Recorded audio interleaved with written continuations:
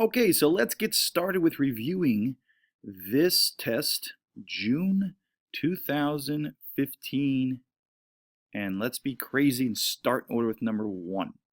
So in number one, if you notice in a lot of these questions, and again, as we go through these, it's really important to realize that a lot of these questions in the multiple choice section go in order of certain units. So usually one, okay, starts with, or at least the first 10 questions are an atomic structure, okay, or in a periodic table. They go into bonding. So maybe that was sort of the way that your teacher taught it. So knowing where you are in the test is really important. And there's two cycles to this multiple choice. The first cycle is 1 through about 30. In this test, it was 1 through 30, where you go from atomic structure all the way through to, let's say, redox, acid bases, and eventually to nuclear chemistry at the end.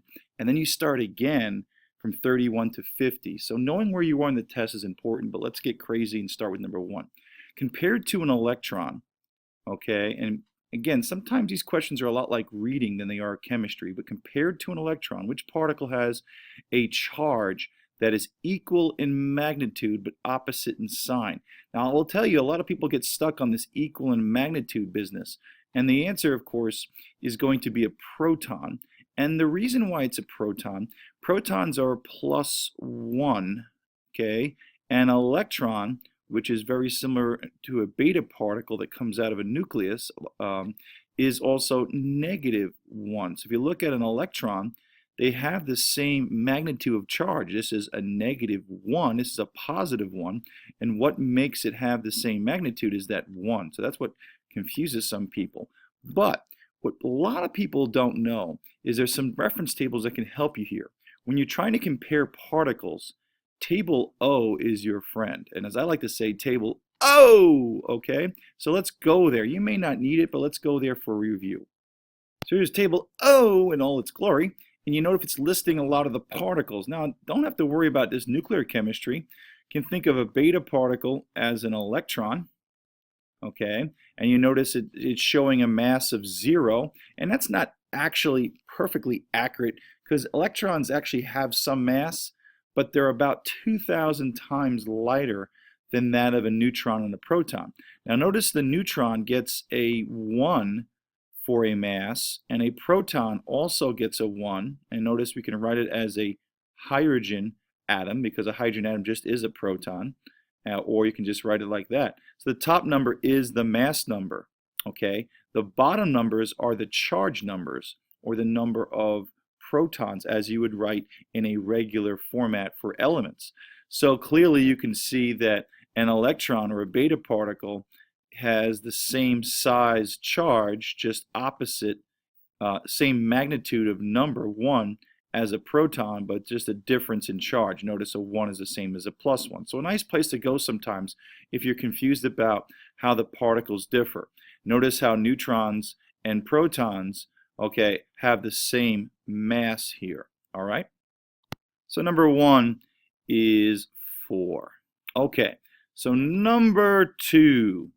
All right, let's make this a little up close and personal. In number 2, the mass of a proton is approximately equal to what?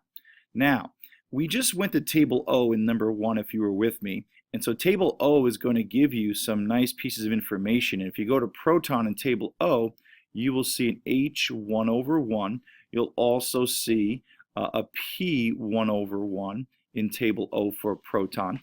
And what this is telling us is the mass number is given a 1 for a proton. These are just different ways to write a proton. And as I said before, a hydrogen, okay, only has 1 proton and 1 electron. Since electrons don't have nearly the same mass, they're 2,000 times lighter, they're not considered to have any mass that influences number. This 1 is basically all due to the proton. So in any case, the answer here is 1 because it has the value of 1. Now what bothers people is, what the heck is an atomic mass unit?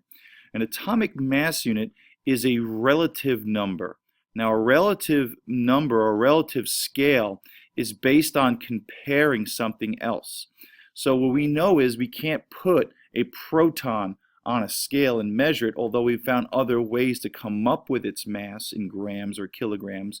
The way that we deal with atomic masses or the mass of atoms is on a relative scale based on each other. Knowing hydrogen is the lightest element, and knowing, let's say, carbon, okay, is an element that is 12 times more massive than when we compare it, let's say, in a mass spectrometer, we put a 12 there for carbon. So these atomic masses are relative to each other. So the reason that we come up with this scale of 12 over 1 is that its carbon is 12 times more massive. So it's basically a comparison type of value, not one that we come up with on a scale. So an atomic mass unit just reflects the fact that we're using this relative scale. No big deal. It doesn't change the answer. Any mass number on the top number that we deal with in our class is an atomic mass unit. So we would say that carbon has 12 atomic mass units. Hydrogen has 1. And because we know that carbon, okay, if I write it over here, carbon is 12 over 6, that isotope, we know that there's 6 protons here. So there's 6 atomic mass units due to 6 protons. And we get neutrons. Remember, we subtract because we know that neutrons are protons and neutrons. Okay? The mass number, I should say, is made up of protons and neutrons. If we go to table O, we'll see that neutrons are given a mass of 1, a charge of 0. That's from table O as well. So again, 12 minus 6 gives me 6 neutrons. And since we say that protons and neutrons have the same atomic mass units right there and right here, okay, then it must be the only way to get the neutrons to subtract them. So that's what that's all about. All right. So number 2, easy questions. The first 1 through 10 questions you really should do very well here, or review your atomic structure. So 1, okay, is going to be choice 1 there. All right. So moving on. Number 3. In number 3, which property decreases when the elements in group 17 are considered in order of increasing atomic number? This little statement, in order of increasing atomic number, group 17. Okay, groups are family of elements, and what they are, they're columns. Okay, and columns are families because they're related by the same number of valence electrons. Now, group 17, let's go to the periodic table to look at this. So when we go to your periodic table of elements, okay, group 17 right here, okay, is your halogens. Now, when they said in order of increasing atomic number, you notice we're going from 9 to 17 to 35 here, okay, we know that we're getting what? We're going down. So by saying in order of increasing atomic number, what they're talking about is we're going down the halogen group. Remember, these are the noble gases here, okay? And while we're at it, okay, these are the alkali metals and alkaline earth. So that they're talking about going down a group. Now, what do we know going down a group? Well, when we go down a group, you should realize that the atomic radii gets bigger. That's a big important trend. And if you don't know, you can go to what? Table S and read that, but it's understandable or easier to understand your trends. As you go down a group, notice and let's make this a little bigger for everyone to see. Notice what happens to the size of the, look at the electron configuration. Fluorine is 2-7. Chlorine is 2-8-7. What's going on here? Bromide is 2-8-18-7. What's going on here? What we're doing is we're essentially, as we're going down, adding an extra shell of electrons. So by adding an extra shell, the atom has to get bigger.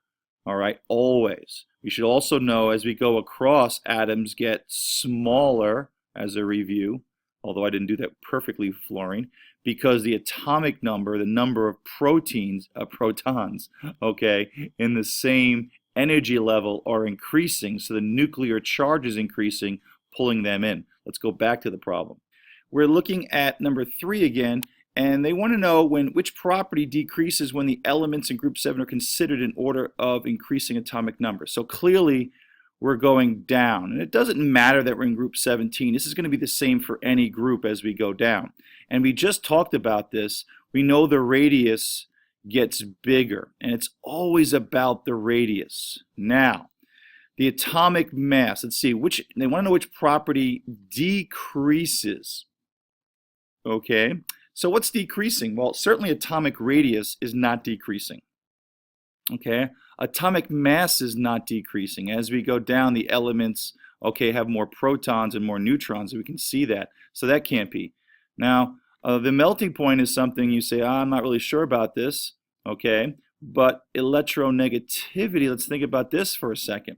Okay, the electronegativity, okay, is the attraction for electrons. It's a very important, okay, attraction for other people's electrons. So if other people have electrons and an element's good at attracting them, okay, pulling them toward that, we say they're very electronegative.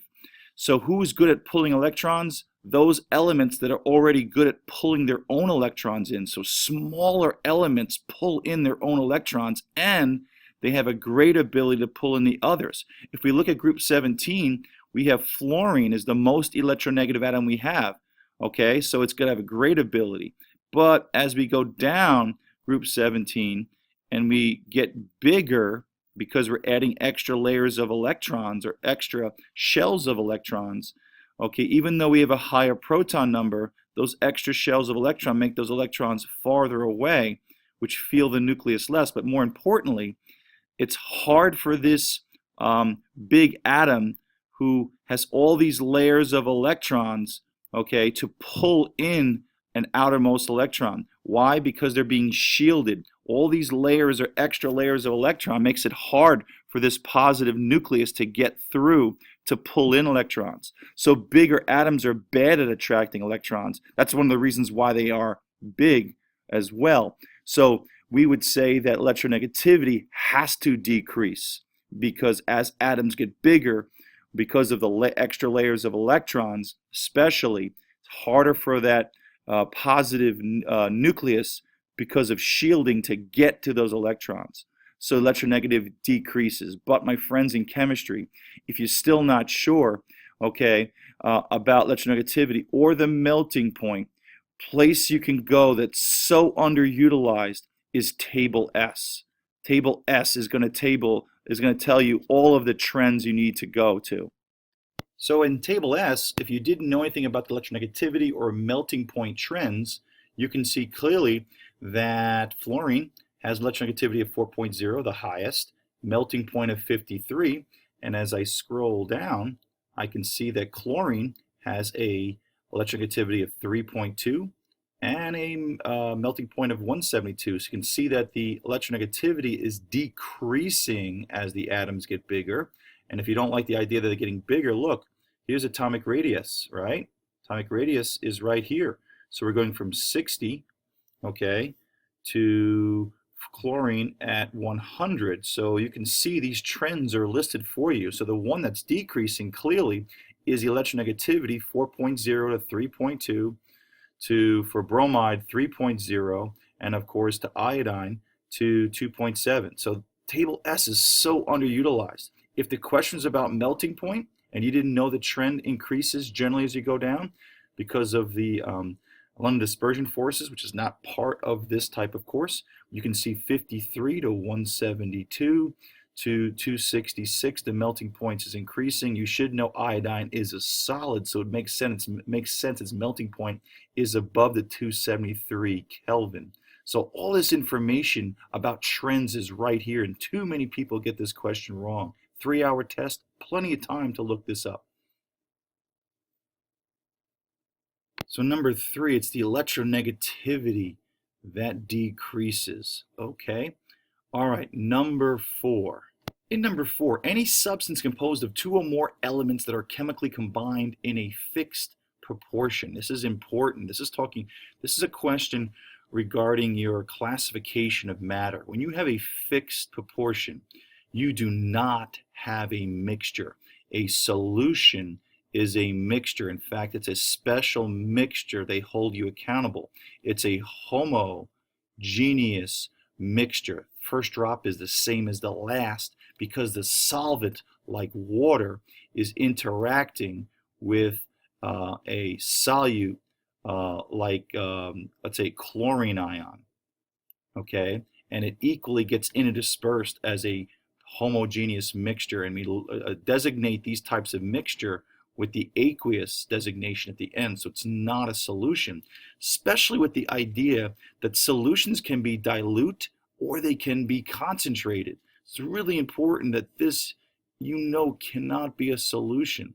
Okay, solutions can change their molarities. Remember, molarity is the moles of stuff, how much stuff you're dissolving, the solute, over a liter of solution. You can have a high molarity, which would be a concentrated, okay, or you can have a low molarity, dilute. So you can have a diluted iced tea or a concentrated nasty iced tea. So this is important that you know to get rid of 3. Now, an isomer, okay, is what you learned in organic chemistry, is not where we're at. We're in question 4. We're not in the part of the test where organic chemistry pops in. Organic chemistry comes in much later. So we're still in this classification of matter, periodic table type of things, but an isomer is the same chemical formula, different structure. An isotope is the same chemical, okay, or same atom, I should say, but different mass number. So carbon 12 and carbon 14 differ by the number of neutrons. So the best answer is a compound. And by definition, a compound is 2 or more different elements, which means different capital letters in the formula. Okay, so look at water, H2O. 2 different capital letters denotes 2 different what? Elements. They're on the periodic table. Every element on the periodic table, which represents a group of the same type of atoms. So different atoms, okay, have different capital letters. So that's why choice 4 is a compound. All right. An element is this just one capital letter, like aluminum. Even if you have something bonded to itself, like hydrogen, still one capital letter. This is still considered to be an element. Some people call these the Hofbrinkels. Okay, what's the Hofbrinkels? Maybe your teacher calls them Brinkelhofs. It doesn't really matter. These guys bond to themselves. They're diatomic. Okay, but they're still atoms because there's still one capital letter. Okay, so clearly number 4 is 4. Number 5. Number 5, which term refers to how strong an atom of an element attracts electrons in a chemical bond? Okay, with an atom of a different element. So this is really screaming about, and you have to just know this definition. When you're attracting other people's electrons, you create polar bonds. Here's hydrogen with its 1 valence electron, with chlorine with its 7 valence electrons. And it creates a polar bond right here because this pair is being shared unequally. Why is it unequally shared? Because chlorine, having an electronegativity of 3.2 compared to hydrogen's 2.2, pulls this pair of electrons closer to the chlorine side and creates more electron density, more negatives on this side. There's a lack of electron density. So maybe your teacher drew a partial positive side on this side or a partial negative. It doesn't matter. This is a polar bond. And we're talking about attracting other people's electron like chlorine is doing here. We're talking about electronegativity, okay? Entropy is a measure of the chaos, the dispersion of energy, how random things get over time.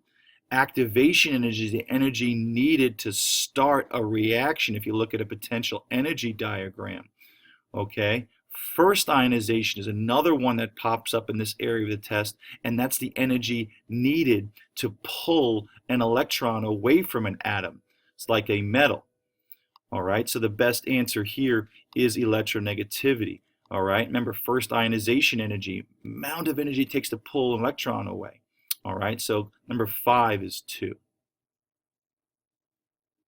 Okay, number 6, at STP, standard temperature and pressure, which substance has metallic bonding? Okay, well, we really have three types of bonding that we've already gone over in your class. You have where you have a metal and non-metal, let's say sodium chloride, where there's a transfer. And why is there a transfer? High electronegativity and low electronegativity. Okay, the one that has, as we just talked about in question 5, the one with a higher attraction for electron pulls the electrons away.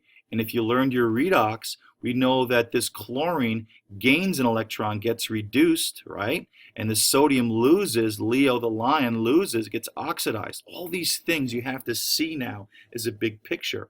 So the transfer of electrons is what metal non-metal does in ionic. So that's what this first one is. I'm just going over the basic three.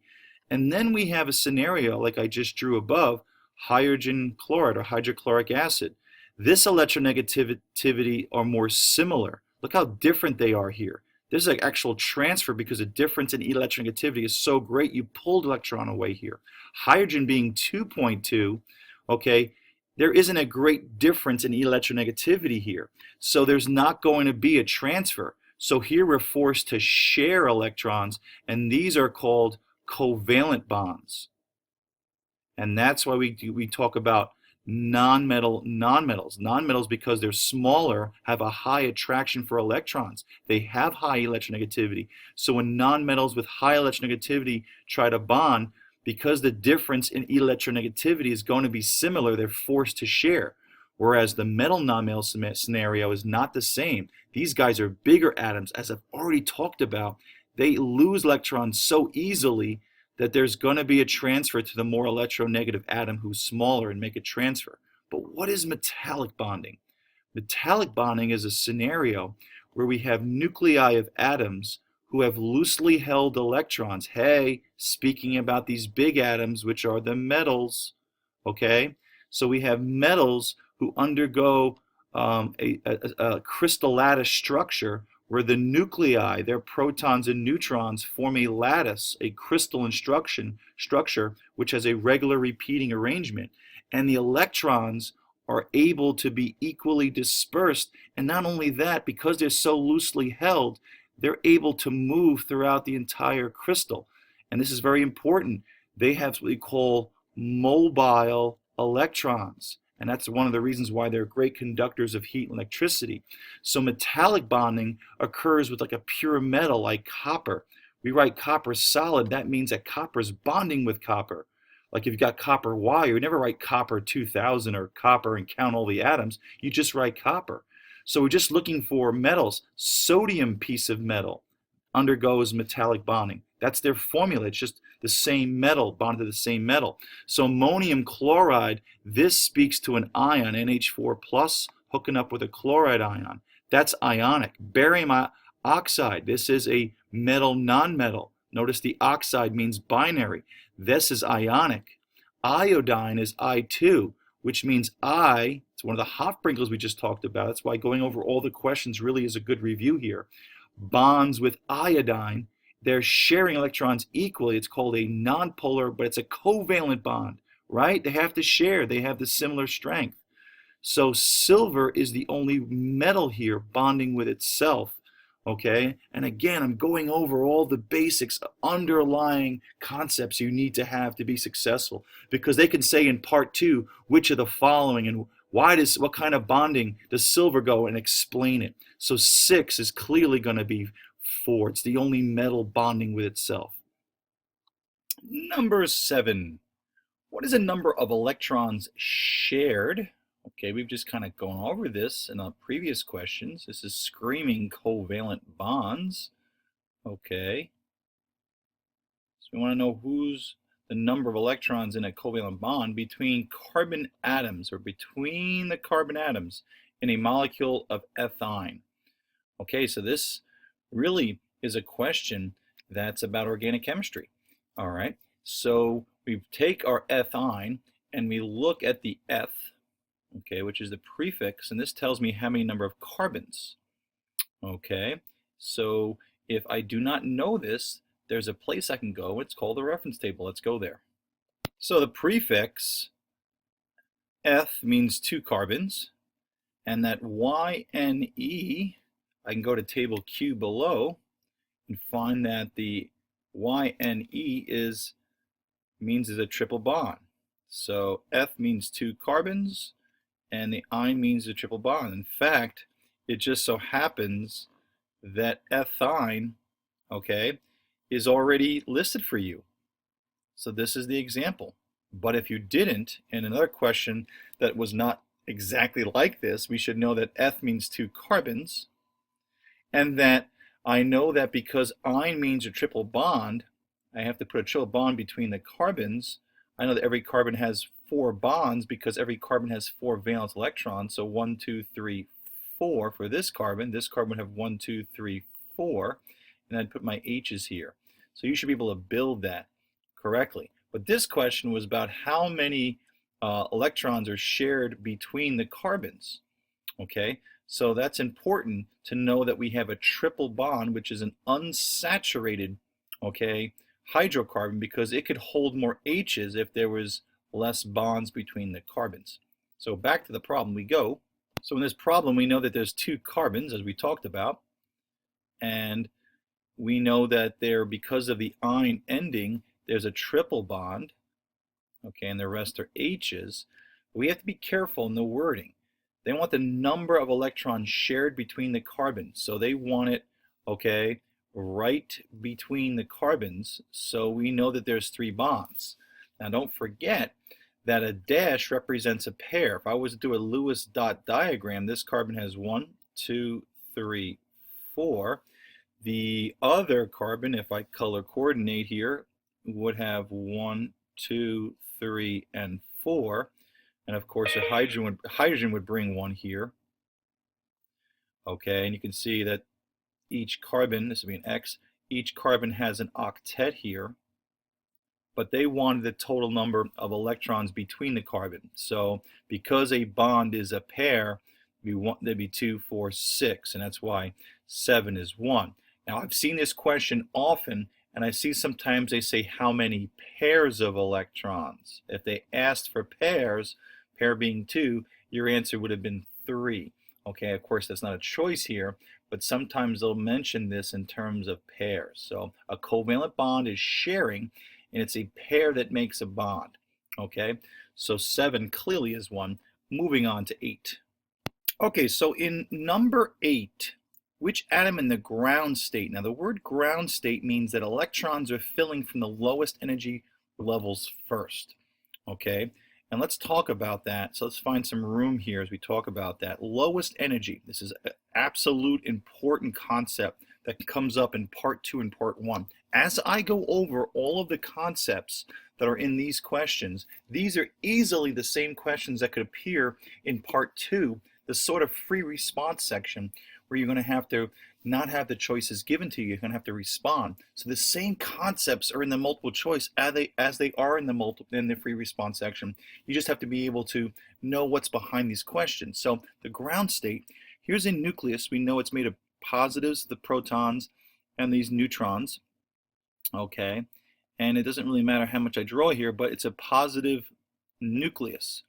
Okay, and this nucleus attracts electrons. Now we can think of electrons in shells. They don't actually go in circular orbits, but for all intents and purposes, electrons that are closer to the nucleus, okay, are attracted to the nucleus more. By proximity, they feel the positive tug on them. Remember, positives and negatives attract.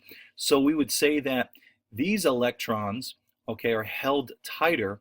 These are more stable. They happen to have lower energy because they're closer and feel the nucleus more. Electrons that are existing farther away feel the nucleus less, feel the tug on this positive charge, and therefore they tend to have higher energy and they tend to be more unstable. Unstable means that you're going to do something with that energy. Stable means you're going to stay in that state. And it's important you realize that. Now, stable, okay, electron configurations represent a scenario where you fill your shell. for many different reasons, but all intents and purposes, all you have to know is that when I have a filled shell, right now, my configuration here is 2-1. What I have here is lithium. Okay, if I look at lithium 2-1, it's got 2 electrons that are filling the first shell, and it's got 1 on the outermost, which we call the valence shell.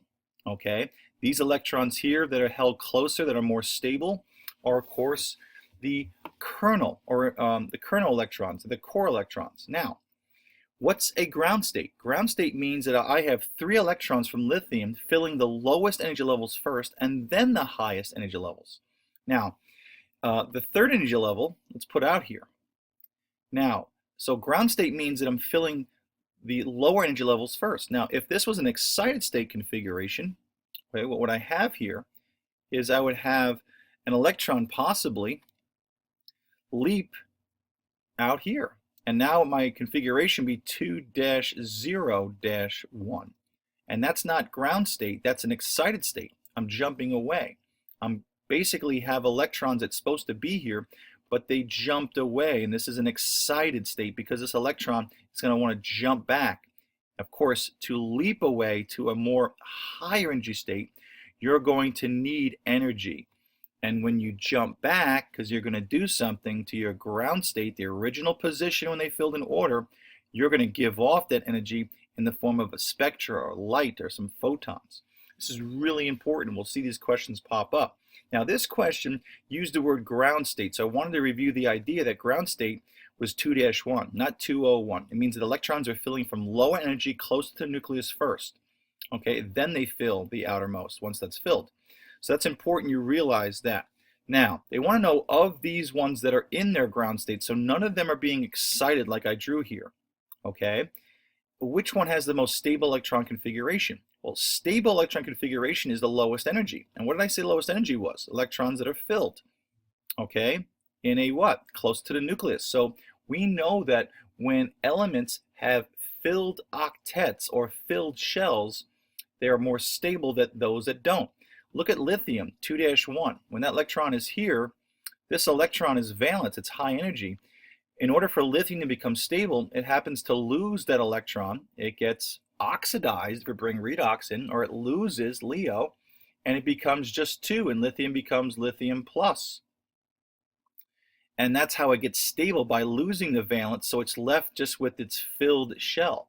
So I'm looking for a choice that just has a filled shell. So when I go to my periodic table, let's see that.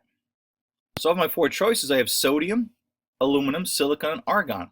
Sodium is 2-81, so it's not filled yet. Aluminum is 2-83. It's got 2 more electrons in its valence shell. Silicon 2-84, and as we go down, now we have 2-88. Okay, now we do know the third energy level holds 18 electrons, but there's something really special about the octet rule. And the octet rule means that when we fill this 8, when we get 8 into our energy level, it's more stable than not having the 8. Okay, and if you notice, the noble gases have the most stable electron configurations right here. Okay, because they either have a filled energy level, helium has 2 that fills the first, neon has 8 that fills the second, so helium and neon actually have filled principal energy levels. And then you have the rest that are very stable because they fill that 8. Okay, if you learn honors chemistry, that 8 is the 2 and the P, the S and the P when they fill. It doesn't matter. Bottom line is when you fill that octet, you have a more stable arrangement of electrons than not having it. And what means stable means low energy. And if you're low energy, you're not going to do something, and that's why these elements are called the inert gases. They don't react. They don't have the energy because of the stable configurations to actually bond with anything, and that's why the noble gases are the most unreactive gases we have. So the best answer is the noble gas, argon, because of its filled octet, which is a very stable arrangement of electrons. So my noble gas, choice 1, argon, is the answer for number 8. Number 9. Number 9. What occurs when 2 fluorine atoms react to produce a fluorine molecule? Okay, so what is happening here? All right. Well, my friends in chemistry, I guess I can call you friends now if you're living through this with me. If we take fluorine and we want to make it into a molecule, we would take fluorine atoms and they combined and they'd become F2. They become that particle. Now you may say, I didn't know that. Well, again, fluorine is one of those Hofbrinkel or Brinkelhofs, as some teachers like to call. And those Hofbrinkels or those Brinkelhofs are just one way to remember the diatomic molecules that exist. And these guys all like to bond with themselves. So these are just one way, a mnemonic to remember the diatomic. So that's what's happening. So we're making a bond happen here. Okay, that's all. And the question is energy released or formed? Clearly two atoms are coming together to form a particle. Okay, two singular atoms come together to make this diatomic atom that's bonded together. So obviously a bond is formed. The question is, okay, is energy released or absorbed? Now, the way to remember this is very simple, okay? We're creating a bond. A bond is, as we talked about, a shared state of electrons. And why are they shared? Because, well, they share so that each atom can achieve an octet. If you look at fluorine, it has 7 valence electrons, just like any other halogen in group 17, right? Fluorine has a configuration of 2-7, right? 2-7. So therefore, it's got 7 valence electrons. And if you take another fluorine atom, okay, I'll just color coordinate this, and put its 7 valence electrons, you can see what's happening is that each fluorine atom, all right, by sharing, let's get a fancy color here, each one feels like it has 8 by sharing, and they're forced to share because they have similar electronegativity. So because they both feel like they have 2-8 now, hey, that's an important number. The octet rule we just talked about, that's a stable, low energy state. So the reason why atoms bond is to basically use each other's electrons to achieve stability. F2 is more stable than free atoms. These guys right here are unstable. Bonding is a way for atoms to get stable. Things in nature want to go from high energy to low energy. They go from unstable, a lot of energy, like that guy in the city that looks kind of strange and has, he's got a lot of energy. We want to become stable. So things go from high to low. And in order to do that, energy has to be released.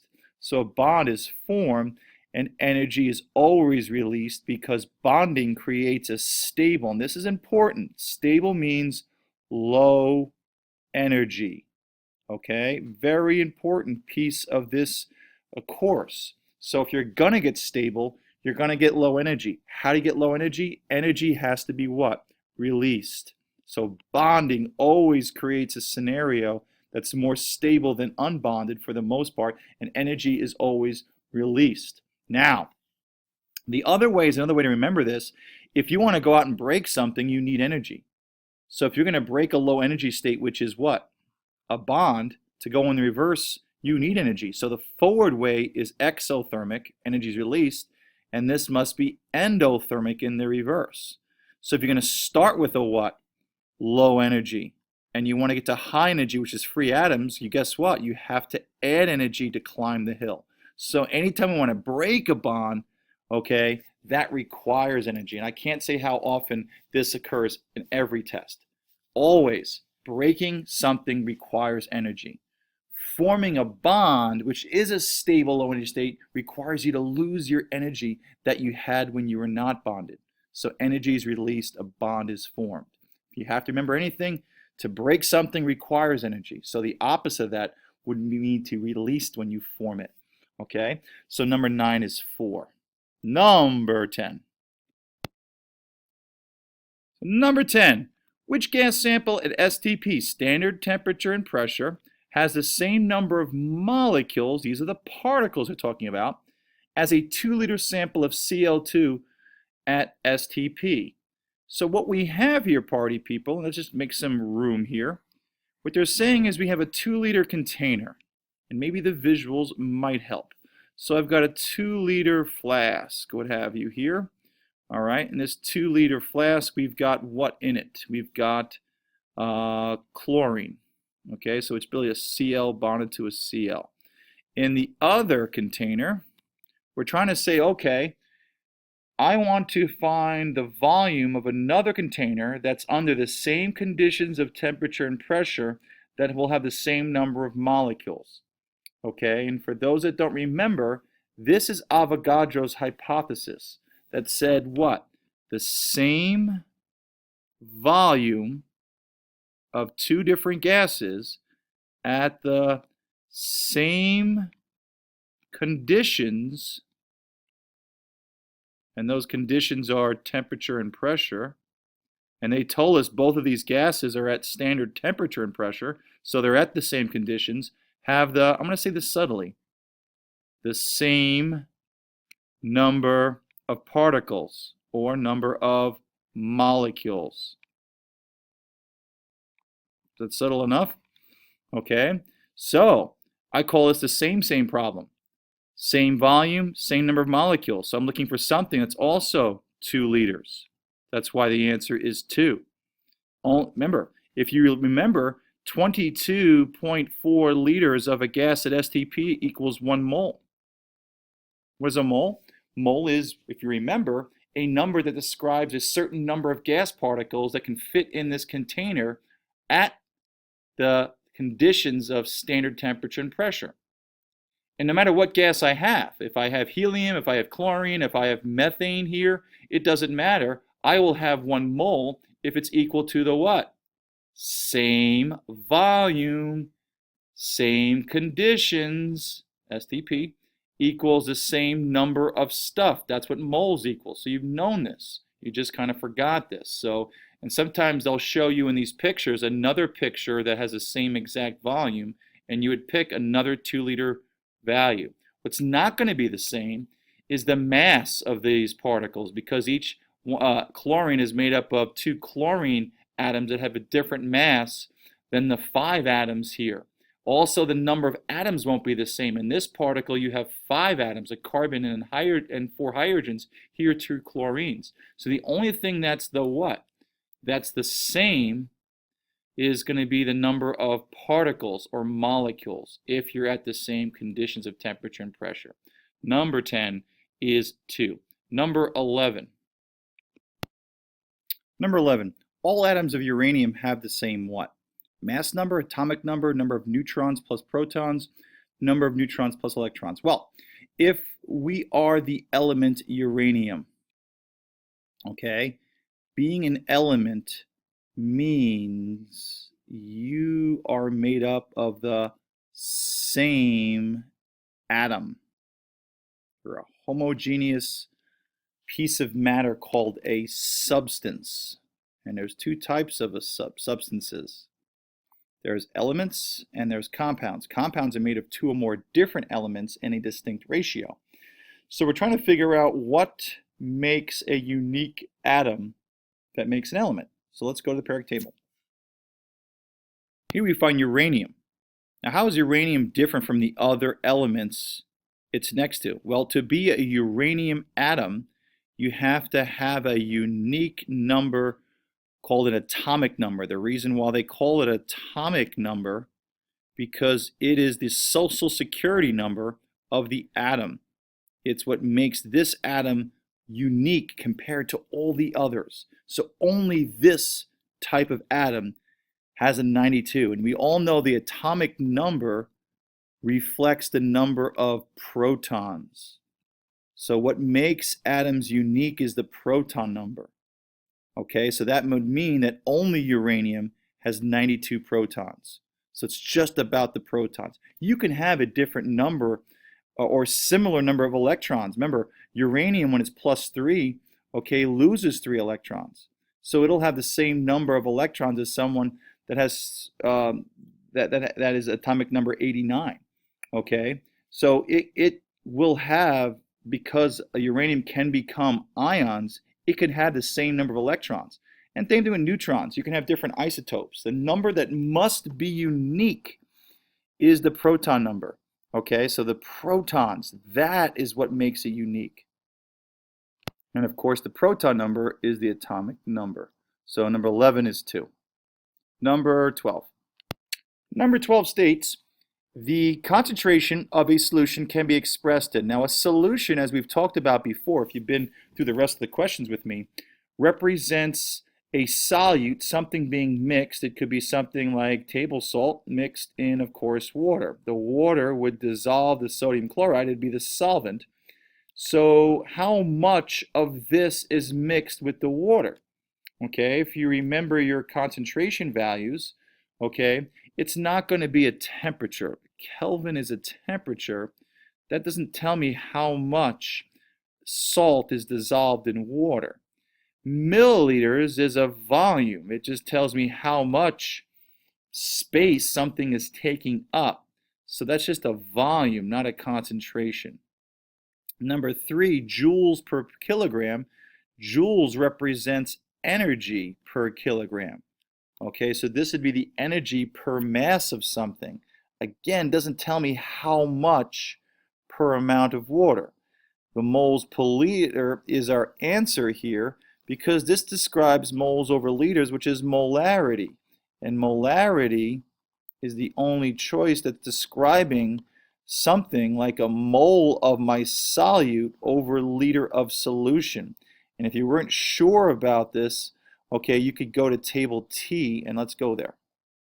So in table T, the back table, I've got my concentration formulas. I have parts per million, and I have my molarity. That's exactly what we just used. So if you didn't know what a concentration term was, you could have gone there. Okay, also percent composition could be used too, because the part that we talk about that we usually measure is the solute. That's the substance being dissolved. And then we have, this case, the mass of the solution times a million. And this is a liter of solution. And that solution in this course is usually going to be aqueous solution, means with water. So these are really the 3 concentration terms, although this doesn't seem to do that. Percent by mass could be used for a solution, although I'm not seeing it in the new format of the test. Okay?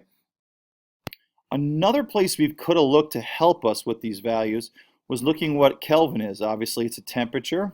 Okay, a joule is energy. And if we scroll down, we can see that, oh my gosh, here's a concentration. Okay, and there's 2. There's a part per million and a molarity. So in concert with table T, you could have used this table. A lot of people just haven't used a lot of these tables, or at least have forgotten where some of this information is. Not a hard question. Really, if you didn't know those things, you could have looked them up. So next question. So 12 is clearly the molarity, the concentration term. Number 4. Number 13. Number 13, compared to the boiling point and freezing point of water at 1 atmosphere, a 1 big M is molarity, okay? And table T we just talked about, molarity is moles over liter. It's a concentration term, okay, of calcium chloride has a what? So if I was compared the boiling point and freezing point of water to a solution, that's what this is a solution of water and calcium chloride, that's what's telling me. What happens to the boiling point and freezing point? Well, I always tell my students to get to the chemistry party, there's a little hand signal you have to give at the door. So if I was to draw a thumb, okay, I think that is from this side of the hand. So there's my thumb here. And then there's an upside down thumb. This is where I'm going to mess up, I think. Okay, I think I have more fingers than I'm supposed to have. But if this is an upside down thumb, okay, I put my one thumb up top and one going low. And the reason why I do this, I help my students remember that the top thumb represents the higher temperature phase change, which is the boiling point. And the lower thumb represents the lower energy phase change, or the phase change that occurs at lower temperatures. That's the freezing point or the melting point, same temperatures. Okay, and what do we know? Well, we know that the thumb going up means that the top one is going up, so the boiling point is raised and the freezing point is depressed. And that's what happens when you add solute particles into pure water. Pure water boils at 100. But when you add solute particles, let's take the blue of the water. Isn't it always blue? Yeah, whatever. The point is, if I add solute particles, they get in the way of the water trying to get to the surface. So we need a higher temperature to achieve the same vapor pressure upward. That, by the way, has to match the what? Vapor pressure pushing down by the atmosphere to boil. So if you lower your vapor pressure because these particles can't get there, then it takes more heat to boil. Bottom line is thumb up, thumbs down. The higher temperature gets raised, the boiling point is elevated, and the freezing point's depressed. And that's all you really have to remember for this question. And it is a classic question that comes up very often. You are to have a higher boiling point when you have a solution that gets in the way. So it's harder for you to boil. It's also harder for you to freeze when these solute particles get in the way of water molecules trying to get into a crystal lattice position. So the solute particles, in this case, would be the calcium chloride ions, would make it harder for the water to boil. That's why we need a higher temperature, and harder to freeze. That's why you need a lower temperature. But the thumbs, the double thumb, can help you here. So higher boiling point, lower freezing point. Number 13 is 3. Number 14. Okay, number 14. According to the kinetic molecular theory, sometimes called KMT, which statement describes an ideal gas? Okay. What I like to do for my students is to help them to remember about the kinetic molecular theory. The kinetic molecular theory helps us define how gases are supposed to behave, okay? And it helps explain how the relationships actually work. We know that when temperature goes up, when temperature goes up, the molecules go faster, and if they go faster, they'll collide with the container walls more.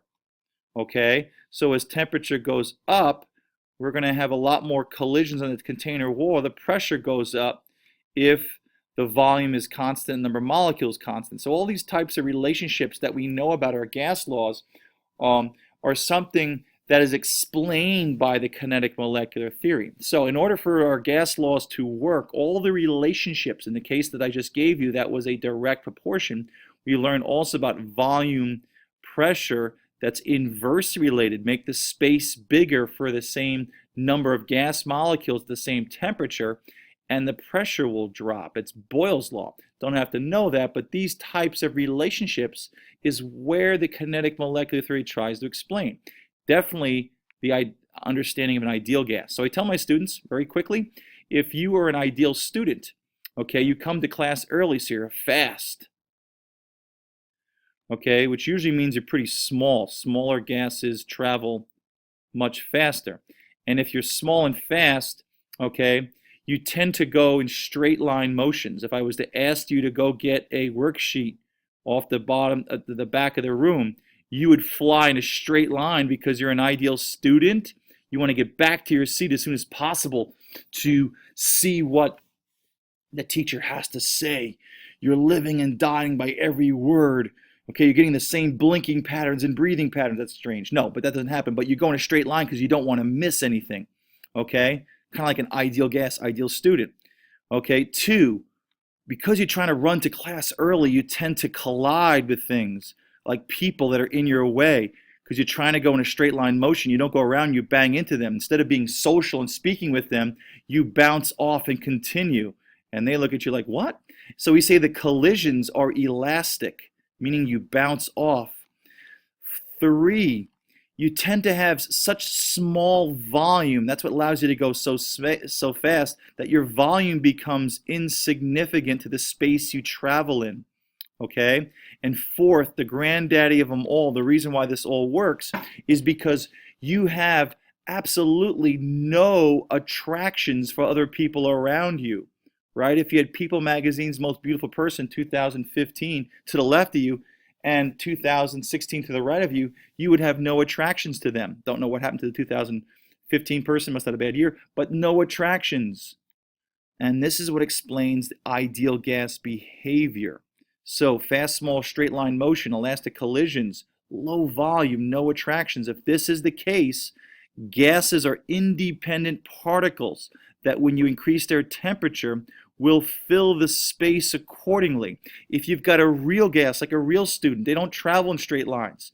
They're going to tend to bend to go see their friends before they get to where the worksheets are. Because they are attracted, they don't go in straight lines, therefore they're not independent, and these relationships don't work as well.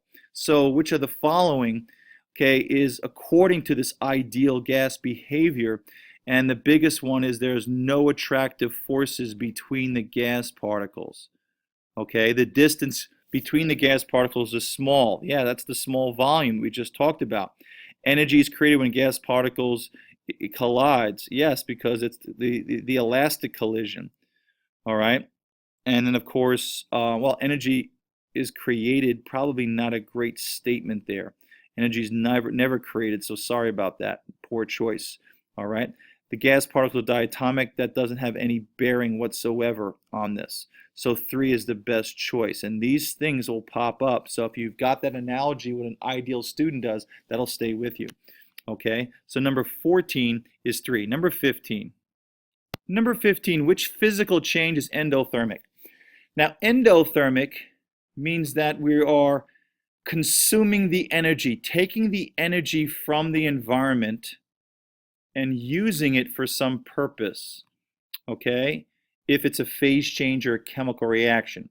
If it's a warm block, the block gets warm itself, but in a phase change, we use the energy to make the phase change occur.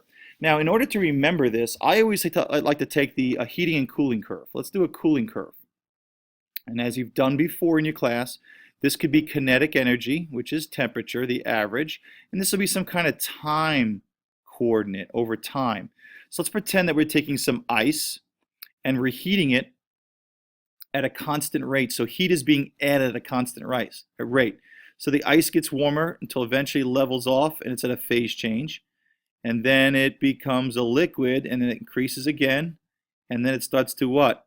Become a gas and then eventually become all gas. And if you remember, this is the solid phase, the liquid phase, and the gas phase, because gases are tremendously fast.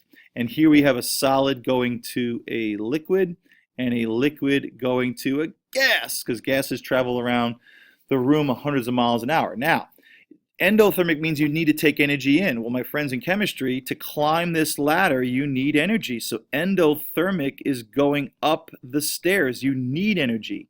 Whereas going down the stairs, you have to release the extra energy. This would be exothermic. So the visual, I think, helps.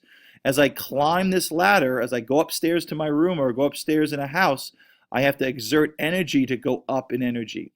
Gases have more energy than liquids. Liquids have more energy than solids. Solids, if you remember, are in a fixed three-dimensional arrangement called a crystal lattice, and they can only vibrate in that fixed position. Liquids take the shape of their container. They attract themselves pretty strongly, but they can't always fill the container. Gases fill the container because they're flying around at hundreds of miles an hour to fill it. So clearly the answer is when I go from somewhere from a solid to a liquid to a gas. So the best answer here is choice 1. Liquid to a solid, if you noticed, is going down. That would be exothermic, going down the energy. How do I get lower? I have to release it. And releasing or heat exiting is exo. Gas to a liquid, same idea. That's condensation. You're going from high to low. You have to release it. That'd be exothermic. Gas to a solid is also, for the same reasoning, wrong. High energy to low energy, you have to release it. I do want you to mention that this and this are words are phase changes you have to know. This is sublimation. Although it's not in the problem, it's a phase change they love to ask. A solid going directly to a gas skips the liquid phase. Dry ice is an example of that. Okay, it's dry ice because it goes from a solid piece of crystal structure that's very cold directly to a gas, so it skips the liquid phase, therefore it stays dry. The opposite of this, where we have a gas going to a solid, is called deposition. The greatest example of that is snow. Water vapor in a gas phase becomes a solid. That's why it's nice and airy and has crystal patterns. So deposition is the opposite. Okay, the answer, of course, is 4, but I wanted to review. Answer, of course, I'm sorry, is 1 because a solid going to a gas requires a climb of energy. 15 is 1. Number 16. Which group 16 element? Now, group means column. So in group 16, or that column 16, which is a family of elements that are related by their valence electron number, the same, combines with hydrogen to form a compound that has the strongest hydrogen bonding between its molecules. Now, hydrogen bonding, okay, is an intermolecular force of attraction. Even though the word, okay, it's an intermolecular force, even though the word says hydrogen bonding, it is not a bond. So what they're really getting after here is what kind of attractive force. And you think about attractive forces, you think this is a molecule and this is a molecule, and they attract each other. And there's different types of attractive forces. You learned about polar attractive or dipole, where the positive end of one molecule attracts another. You may have learned about the weak attractive forces, which we know in real chemistry is London dispersion forces between nonpolar molecules. And the one that you really should have spent some time on is hydrogen bonding. Even though it says bonding, or it's not a bond, it's an intermolecular force of attraction. Now, the most classic case is water. And when you think about water molecules, we got that bent shape, these two lone pairs, right? Oxygen has 6 valence electrons. And then hydrogen has 1 pair of electrons. And this is our water molecule. And we learned that when you have two different nonmetals that have two different electronegativities, we have a polar bond. Now, what is H bonding? Well, H bonding is when you have something called an electron deficient H. These H's that are bonded by polar bonds to the oxygen are electron deficient. Their electron kind of has been pulled away from it because oxygen is more electronegative than hydrogen.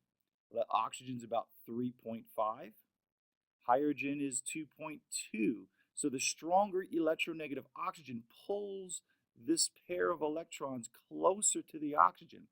And what it does is it exposes what's left to the hydrogen, which is just a proton. If you remember, hydrogen has a 1 over 1. This is the mass number. And a mass of 1 means it's the mass due to the what? 1 proton. This is the atomic number. So this has 1 proton, right? That's your atomic number, proton number. And when it's an atom, it has 1 electron because atoms are neutral, it has no neutrons. So if you pull the electron away, what you're left is just a proton. And this becomes very positive. So what H bonding is the positive end of a polar molecule that's bonding to an H. So in the case of water, water's got very positive deficient or electron deficient H's, which are positive, and they can attract to, let's say, another water molecule, and it's a negative end here because oxygen is more electronegative. So H bonding occurs as an intermolecular force of attraction between molecules. This is a particle, right? So this particle attracts this particle by the H attracting, which is positive because it kind of lost its electron, to the negative end of this oxygen. So water is a classic case why water is so light but has a very high boiling point compared to its molecular mass because of the strong intermolecular force of attraction of H bonding. All right. So who has the strongest H bonding would be who is pulling these electrons the greatest toward the more electronegative element. What these really asking is who is the most electronegative? That's what they're asking here. So of oxygen, selenium, sulfur, and tellurium, okay, and they all, by the way, fit in group 16. If you look at group 16, O, sulfur, Se, and Te go in order in group 16. And what did we learn? We learned as we go down, okay, electronegativity decreases because the atomic radii gets bigger as you go down. And if the atomic radii is getting bigger, these electrons really feel the nucleus less, or the ability of the protons in the nucleus have a harder time getting through the extra shells of electron to feel other people's electrons. You should know the bigger the radius, the lower the electronegativity, the lower the ability of this atom to attract other electrons. They can't even track their own. That's why electrons or atoms get bigger as you go down. If you like nothing of what I just said there, you go to table S. And table S, as I can't spell here, table S is the most underutilized table, and you can look up the electronegativities. So when we look at table S, here's my oxygen at 3.4. Okay, it's higher in the group, so it's got a smaller atomic radius of 64. It's over sulfur, who has a bigger radius, 104, and its electronegativity decreases. It's a trend you should know, but again, table S, the most underutilized table. It's there for your viewing displeasures.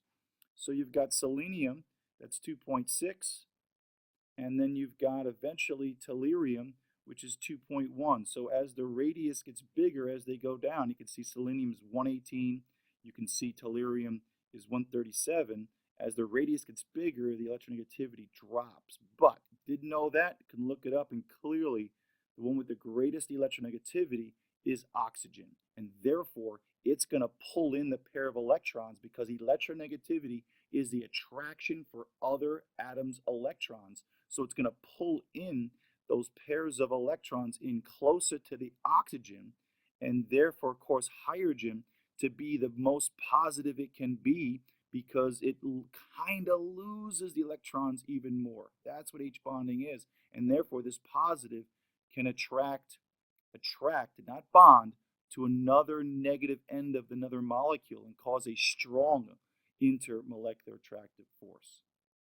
So the answer is oxygen. Oxygen, being the most electronegative, is going to create the largest positive on this H by pulling those electrons, so that this positive can attract the negative end of another molecule, the strongest coulombic attraction. So number 16 is 1. Number 17. Hydrocarbons are composed of elements. Okay, so in the word hydro, we have hydrogen, and then we have the word carbons, so carbon. So it's carbon and hydrogen only. I really have no other way to explain that. However, understanding that we can name hydrocarbons by how many carbons are in the compound and the bonds between them. If you go to table Q, you'll see that there is something called ethane, eth for 2 carbons, and ane for the single bond, what, in between them. And then we have the what? We have ethene, eth for 2 carbons, ene for the double bond in between. These are called alkenes. Now, when you have alkenes, and this is just a little bit of review, because carbon must make 4 bonds, I have less bonds for hydrogen. These little outshoots here, these dashes, are for hydrogens. You don't have to write them, but the hydrogens are the fillers, and that's what makes the hydrocarbon. Okay, so in this eth for 2 carbons, and ene because it's double bond, okay, I have 2 less H's. And then I can have ethyne, eth for 2 carbons, and ine because of the triple bond. And notice I have even less H's, okay, because carbon makes 4 bonds. 1, 2, 3, 4. So I have less bonds I have for H's. And that's why we call these guys that have double or triple bonds, which is an alkene or an alkyne. This would be an ethyne, Y and E. These guys are unsaturated hydrocarbons. They only have hydrogen and carbon, and they're unsaturated because they're not holding on to that maximum amount of H's possible, because they have multiple bonds between the carbons. And because carbon must make 4 bonds, because carbon has 4 valence electrons, carbon's electron configuration is 2-4. Remember, this is the kernel electron, and this is the valence. These are the outermost. It needs 4 more electrons to make 4 bonds to have its octet, which is the same as its noble gas counterpart on its row. So, in any case, the answer only has carbon and hydrogen, but there's implications where this pops up in the other parts of the course. They could say which of the following is a hydrocarbon, which of the following is a saturated hydrocarbon. Now, a saturated hydrocarbon would be right here. This would be ethane. Why ethane? Alkanes are single bonds. And again, you can see these examples right in table Q. And this is saturated. For a 2-carbon, you have the maximum amount of H's possible. This is C2H6, C2H4, and C2H2. You can see that for the 2 carbons, this holds the maximum amount of H's, and that's why we call it saturated. Okay, number 18. So number 18, it looks like we have some organic chemistry questions going back to back here. Okay, and so again, we have tables P and Q that can really help us, okay, with number 17 that we just talked about, but also reference table R is also our friend here. So which atom is bonded to the carbon atom in the functional group of a ketone? So if you're not sure, why don't we go to table R to see, because that's where they list the functional groups. So as I talked about previously, table P tells me the prefixes of how many carbons, and table Q tells me about whether or not the bonds between the carbons are saturated or not. This is a saturated hydrocarbon. They're alkanes. They have the ane ending, the eth for the 2 carbons, and of course here is the enes and the ines, and these are, of course, as we talked about, the unsaturated hydrocarbons. But in this question, they were after the ketones, and they wanted to know what was attached to the carbon chain of a functional group. So table R, as you can see, has the functional groups, and we're looking at a ketone, and all we can see very simply from reading the reference table, what's attached to the carbon is an O. This R means the rest of an organic compound. This would be the R on one side, and this R prime is the R on the other side. Okay, in any case, the carbon's attached to the oxygen. It's that simple. So it would be to the oxygen, so 18 is 4. Okay, moving forward, number 19. Number 19 states 2 types of organic reactions are called what? All right, well, you have to, in these types of questions, understand that there might be some chemical reactions and some physical processes or physical changes.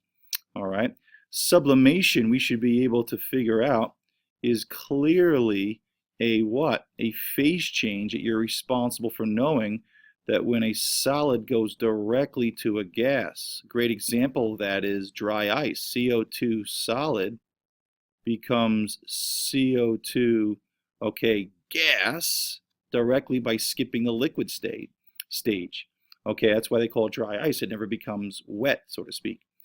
Deposition is another phase change you should be aware of, and deposition is the reverse. It's the gas going directly into a solid. Best example here is snow.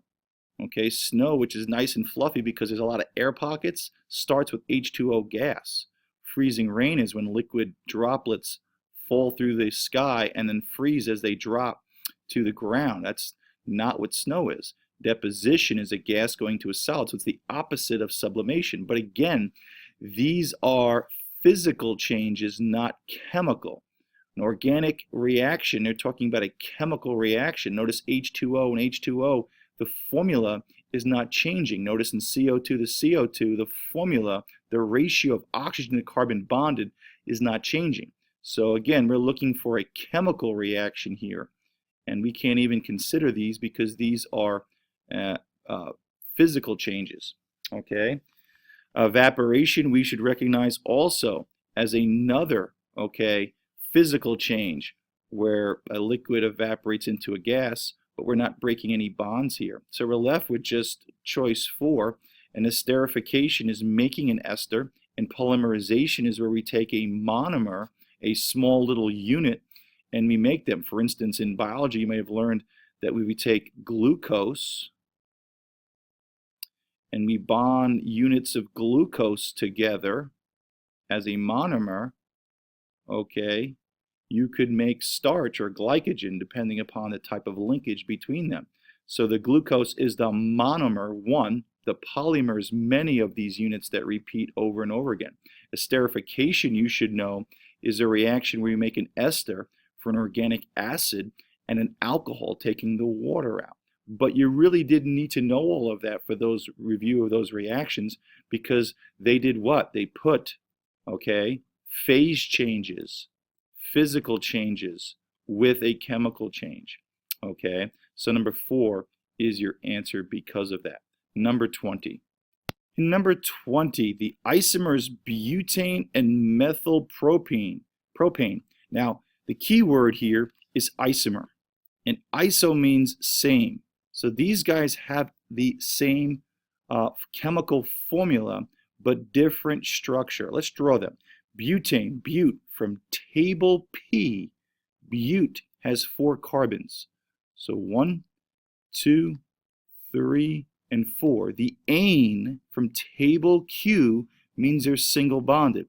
And because carbon must have 4 bonds, I fill in the rest, 1, 2, 3, 4, 1, 2, 3, 4, making sure every carbon only has 4 bonds. I fill in the rest with H's, and I don't have to put the H's there. Now, methylpropane, well, prop from table P is 3 carbons. And because it ends in ane from table Q, they're single bonded. But there's a meth group in my propane. Okay? So a meth group, meth from table P is a 1 carbon group. I put that here. Okay? And then I'm going to fill in the rest with H's so that every carbon has 1, 2, 3, 4. Notice this had 3, so I added 1 more. This has 1, so I need 1, 2, 3 more. This only has 1, so it needs 1, 2, 3 more. 1, 2, 3 more. And if I was to write the chemical formula, this is C4, and count 1, 2, 3, 4, 5, 6, 7, 8, 9, 10, H10. And this is C4, H, and you can count 1, 2, 3, 4, 5, 6, 7, 8, 9, 10. I'm counting the H's, the fillers. It's a hydrocarbon, and you notice they have the same exact chemical formula. That's the iso part. What makes them different is they have different structures, and this is important. Structure is king, as I always like to say. Okay, you change the structure, you change the chemical and physical properties. These things react differently. They have different properties altogether because the structure is different. If you learned anything about biology, since organic reactions are inherently involved in living type of reactions, we know that enzymes in our biological systems are based upon form and function. They're three-dimensional nature. Okay, so you've got to know that these, because of their different shape, they'll react differently with enzymes, or just their different shape alone gives them different intermolecular forces of attraction. So they're going to have the same molecular formula, okay, as we just proved, but they're going to have different properties because of their different shape, because structure is what? King. And the reason why our IUPAC naming system has a different name for these things, even though they have the same formula, is because they recognize they need a different name because they have different properties. Can't say it enough how important that is. And look at that string we just did. 18, 19, and 20 were all organic reactions, okay, or organic questions. So you had a string of organic questions here, okay? So number 20 is 2. Number 21. Number 21. In a redox reaction, which particles are lost and gain in equal numbers? Okay, well, in redox, what we have is reduction and oxidation. And of course, you know that famous mnemonic, Leo the lion says grr, okay? So losing electrons is oxidation, gaining electrons is reduction.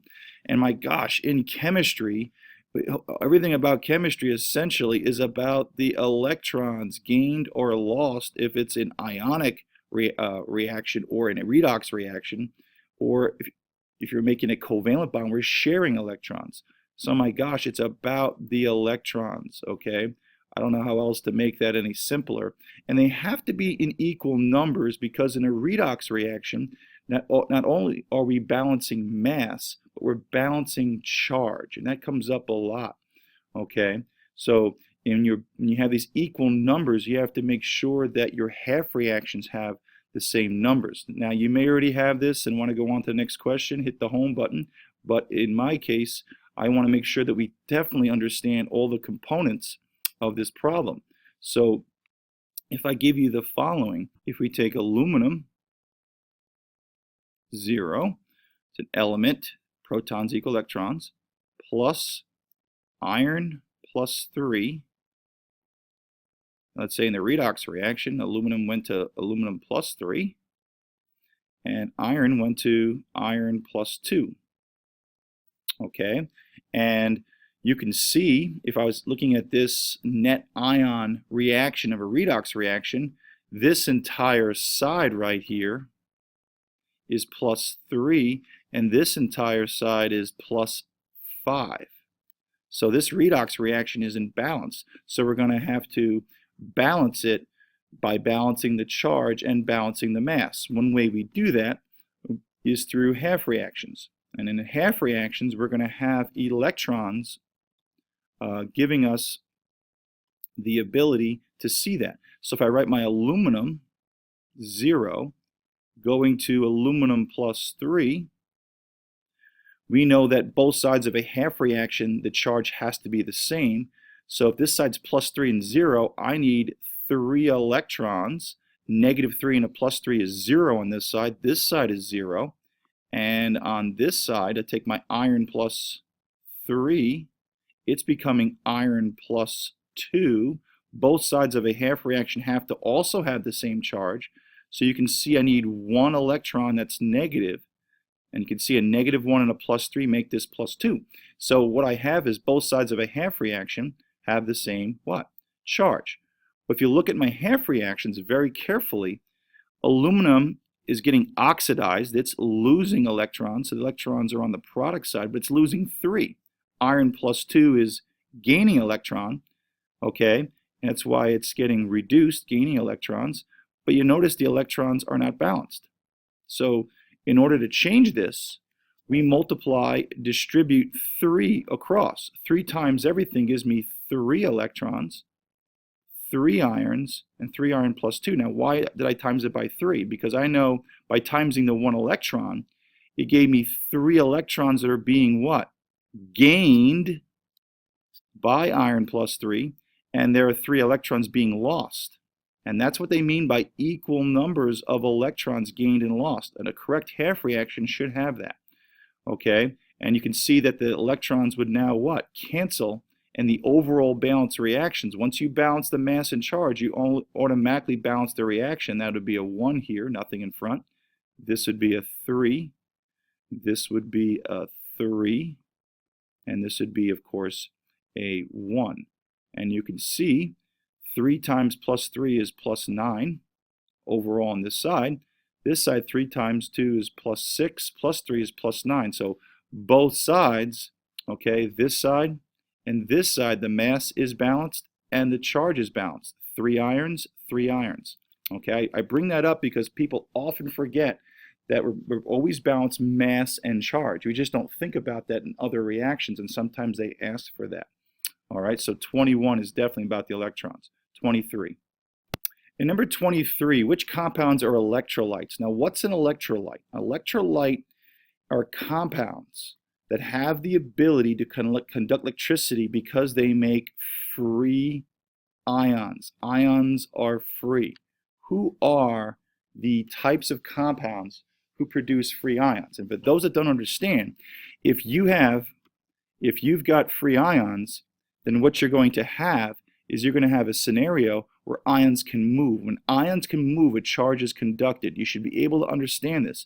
If I've got positive ions interdispersed, let's say it's a solution of a salt who's an electrolyte, and I have something that I put into the solution that's negatively charged, okay, what happens is all the positives come running over to the opposite charge, and all the negatives are repelled. And what you're going to get is a beaker, okay, where the negatives were once on one side, okay, and now it was an equal dispersion of positives and negatives, and now you have all the positives on one side and all the negatives on the other, and now you can see that once negative on one side now became negative on the other because of the mobile and free ions. Okay, what conducts electricity through a solution is not water. Water doesn't do it, okay? It's the ions. All right, now who gives off free ions? Well, things that are called salts. Salts are ionic compounds that are soluble. So metal nonmetals or anything made of positive, negative ions are salts. Okay, also acids. We know acids do what? Acids give off protons and let's say they're conjugate bases. And bases, okay, also give off ions as well, especially strong bases, they give off hydroxides. Okay, so if you look at what three things give off ions, we'll look for a salt. Well, this is potassium plus and a nitrate ion. This is an acid, and that's why number 1 is your answer. Number 2, you have carbon, hydrogen, oxygen. This is an organic compound. They love for you to think that the OH, okay, is in fact a base. Anytime you see carbons and hydrogens, a hydrocarbon next to an OH, that's an alcohol. Alcohols are not bases just because you see an OH. And you know that there's tables that list your your acids and bases. Okay, K and L do that for you, okay, in your reference table. Look at this. This is an organic compound, which is just covalent bonds. Things that are covalent do not break apart into ions, only salts. For instance, KNO3 being a salt breaks apart into K plus and NO3 minus. Those are ions that can be free. Metal with a polyatomic ion. Okay, this is an acid that does break apart into H pluses, sulfuric acid, but it's hooked up with an organic covalently bonded substance. Here's another organic substance made of covalent bonds. And here is another organic substance made of covalent bonds, which is not a base. Now, I will say this. In organic chemistry, there is one electrolyte, and you could probably guess it's the acid. So the Cu group, as I mentioned, is an organic acid. And they are, okay, for instance, here's an example of vinegar, okay, where you have CH3, and that can give off the H as an H plus. So that H plus would go there, and this would become a negative, and you have 2 free ions. So anything that's a salt that's soluble that can break apart into ions is an electrolyte. Any acid that breaks apart, that is an acid, because it breaks apart into ions, is a electrolyte. And of course, any base. Now the easy bases are like the Arrhenius bases. The OH breaks apart into Na plus and OH minus. But they want you to sometimes fall for number 2 and think that, oh, every time you see an OH, it's a base. Not if there's carbons and hydrogens. That's an alcohol based on table R. So 23 is choice 1. 24. So number 24, which compound is an Arrhenius base? Now, when you hear this definition, okay, and see this word, so many people panic. Like, oh my God, I have to know something, this person. It's very simple. This is the earliest definition of acids and bases. Okay, and there's actually 2 others, but you're not really held accountable for their names. So anytime you hear a name of base, it's the easiest definition. Okay, now you should know, like we talked about, if you're with me on question 23, to be a base, okay, means really the ability to do 2 things in the earliest definition. The earliest definition really means that you produce hydroxide ions. It's the easiest definition. And if you want to help yourself remember that, let's go to the reference table that points to bases. So if we look at table K, it gives me common acids. And something you should know about your common acids, they have an H in front. And Arrhenius acids means you produce H pluses. So that H in front is screaming to us that H's are given off. Don't forget that organic acids, that Cu group, have an H that comes off too, okay?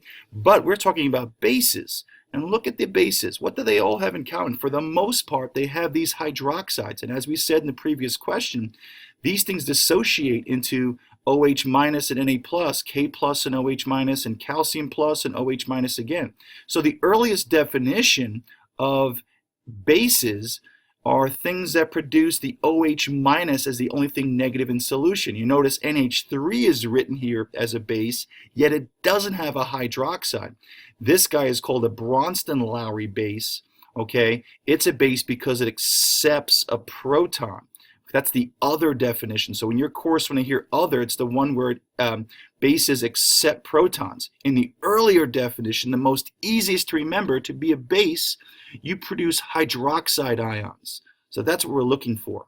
So we're looking for hydroxide ions. You may say, okay, I see hydroxide ions here. And by the way, this is exactly one of the bases we just looked at in that table. And I also see a hydroxide here. And again, they want you to pick this guy. And as I said in other questions, the one above, this is not a base. Even though you see Mr. Grotsky, I see the OH. Doesn't OH come off of that? No, that's an alcohol. Anytime you see carbons and hydrogens with OHs, that's not a base. And if you don't remember, let's go to the reference table. It shows you that. These tables are an alcohol. Just because it has an OH doesn't make it a base. This means the rest of a hydrocarbon or the rest of an organic molecule. So this is the R in the OH. So when you see the OH hooked up with carbons and hydrogens, my friends in chemistry, you got yourself an alcohol, which is not a base. Okay? However, we do have some functional groups that are acids. That Cu group, that's COOH, this is an acid. Okay? And it is a Bronston-Lowry, it is a Arrhenius acid as well. Okay, this is also listed, okay, in that list of acids. So alcohols, they want you to pick that alcohols are bases. They're not. They are just an OH attached to a hydrocarbon. So 24, the only base there is number 3. Okay, again, this is a huge distractor. Like we did in number 23, some people might have picked this as the answer as a big distractor. Here's a salt, metal, and a group of nonmetals as an ion, breaks apart into ions, and they think, oh, this is a base too. This is a distractor. They love to give you alcohols as distractors, okay, to be bases. They're not, okay? So number 25. In number 25, according to one acid-base theory, now, they're not naming it, so it's not Arrhenius, okay? So they're not naming it, so it's not Arrhenius. So it's the other one I just mentioned if you were with me for question 24. The other acid-base theory they do not mention by name is the Bronston-Lowry one. And that's the one where acids donate the proton, and that makes sense, like hydrochloric acid gives off H pluses, so it makes sense that it would donate a proton. The one that may not be intuitive is bases accept protons. So water molecule acts as a base when it accepts, okay, an H plus ion. And the big distractor, the one that they want you to pick because you don't know it that well, is 2, because you think, oh, base. Base is about hydroxide ions, and people would pick that. It's not about electrons. That'd be a redox reaction, and we're not passing around neutrons. If we were, that'd be a nuclear reaction. So if you think about it, water reacts with another water. What can happen is one water can donate a proton, okay, and the one that donates the proton is the acid according to this other theory, and the one that accepts is the base. And of course, what you make is the one who donates becomes OH minus, because that's what happens after it loses an H. It's just OH, and the one it gains becomes H3O plus. Why plus? Because it gained an H plus, a proton. Okay, so that's the other. So it's about passing around the proton in acid-base reaction. So 25 is 1. Number 26. Given the equation representing a system at equilibrium, and we know this because of the double arrow here. What does this mean? This double arrow being a system at equilibrium means that the reactance rate of the forward reaction is equal to the rate of the reverse, which means as fast as N2 and H2 collide to make NH3, NH3 decomposes back into these guys. So the rate of the forward equals the rate of the reverse reaction. And because of that, you should be aware that the amount of the reactants or products has to stay constant. Very important that you understand that. Why constant? Well, because the amount of these guys are really not changing. The way that I love to describe equilibrium is imagine that there's 3 people, okay, on this line. And I'm just going to do stick figures because that's about all of the artistic talent I have. And let's pretend there is 2 people, okay, on this line. Now, if I said to you, every minute, 1 person on each line switches lines, okay, and after days and days of doing this, every minute 1 person going to one line and another, you'd come to the conclusion very quickly, you wouldn't need all that time, that the amount of people on this line is always 3, and the amount of people on this line is always 2. Why? Because people are switching places at an equal rate. 1 person per minute from this side, 1 person per minute. So therefore, the number of people on this side stay constant. The number of particles of N2 stay constant. Same thing with the products. So knowing that the reactants and products concentrations stay constant, I'll try this a second time, and the rate of the forward equals the rate of the reverse, what you have here is the basics of equilibrium. In the case, this is chemical equilibrium. So if you look at your choices, the concentration of N2 decreases. That can't happen, has to stay constant. The concentration of N2 is constant, and that, of course, is where I'm after. The rate of the reverse reaction decreases. It would also, again, not a great question, the rate of the forward reaction and the rate of the reverse would have to stay, okay, the same as well, so that doesn't make any sense. And of course, for the same reasoning, 4 makes no sense. So the best answer, of course, is that N2 is constant, but they could have used H2 or NH3. Now we can expand this concept of equilibrium, okay, into things that aren't chemical, okay, and I want to go into that because they could do this in part 2. Certainly you're free to hit the home key and move on, but I want to expand this a little bit. So we have phase equilibrium. Now phase equilibrium is an equilibrium where we have phase changes. So I'm going to do, let's say, a liquid going to a gas. Gases have tremendous energy. So if I have a bottle, okay, it's not a very good bottle. I've already talked about my limitations artistically. And I have a liquid in the bottle, and I have a cap on the bottle. Well, what do I know? Well, if I pick my big eyeball here, okay, and that's, I guess, my eyebrow, and I look, I can see that this line is never going to change if there's no opening. And what does that mean? Well, that means the rate of evaporation, okay, liquid going to a gas, is equal to the rate of condensation where the gas becomes a liquid, and hence we have the double arrow.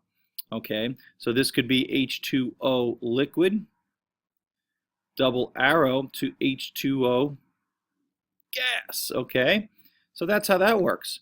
Now, of course, if I open the top, the rate of evaporation will go faster than the rate of condensation, and this would be a completion reaction and no more at equilibrium. It would go one way. Tough for the condensation to come back if the system is open. All right. Another phase equilibrium, one that's not as mentioned as much, but just as important. If I have the world's best ice cooler, okay, And in this chest or this cooler, and this would be the top, I guess, I have some water,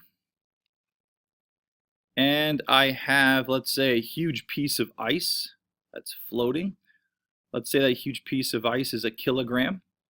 And I have a closed system again where no heat or energy gets in. I guess that'd be an isolated system. But the point being is it's theoretical, but we can just pretend that no heat gets in to this system.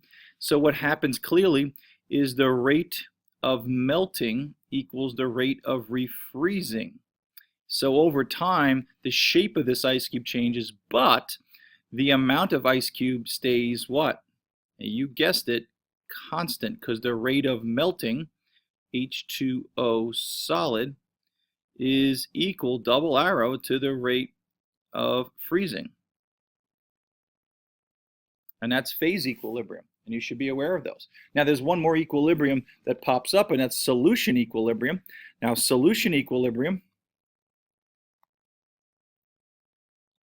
is where, let's say you have another ugly bottle, it's stoppered, and I've got a solution this time, so I've got solute particles that are dissolved. It's a homogeneous solution, so it's the same throughout. But I've got some solid undissolved, and what we have is some precipitate. Let's pretend we have, let's say, PbCl2 solid is in equilibrium with its ions, Pb plus 2 aqueous plus chloride, 2 chloride ions aqueous. Notice the solid here, and this is another aqueous.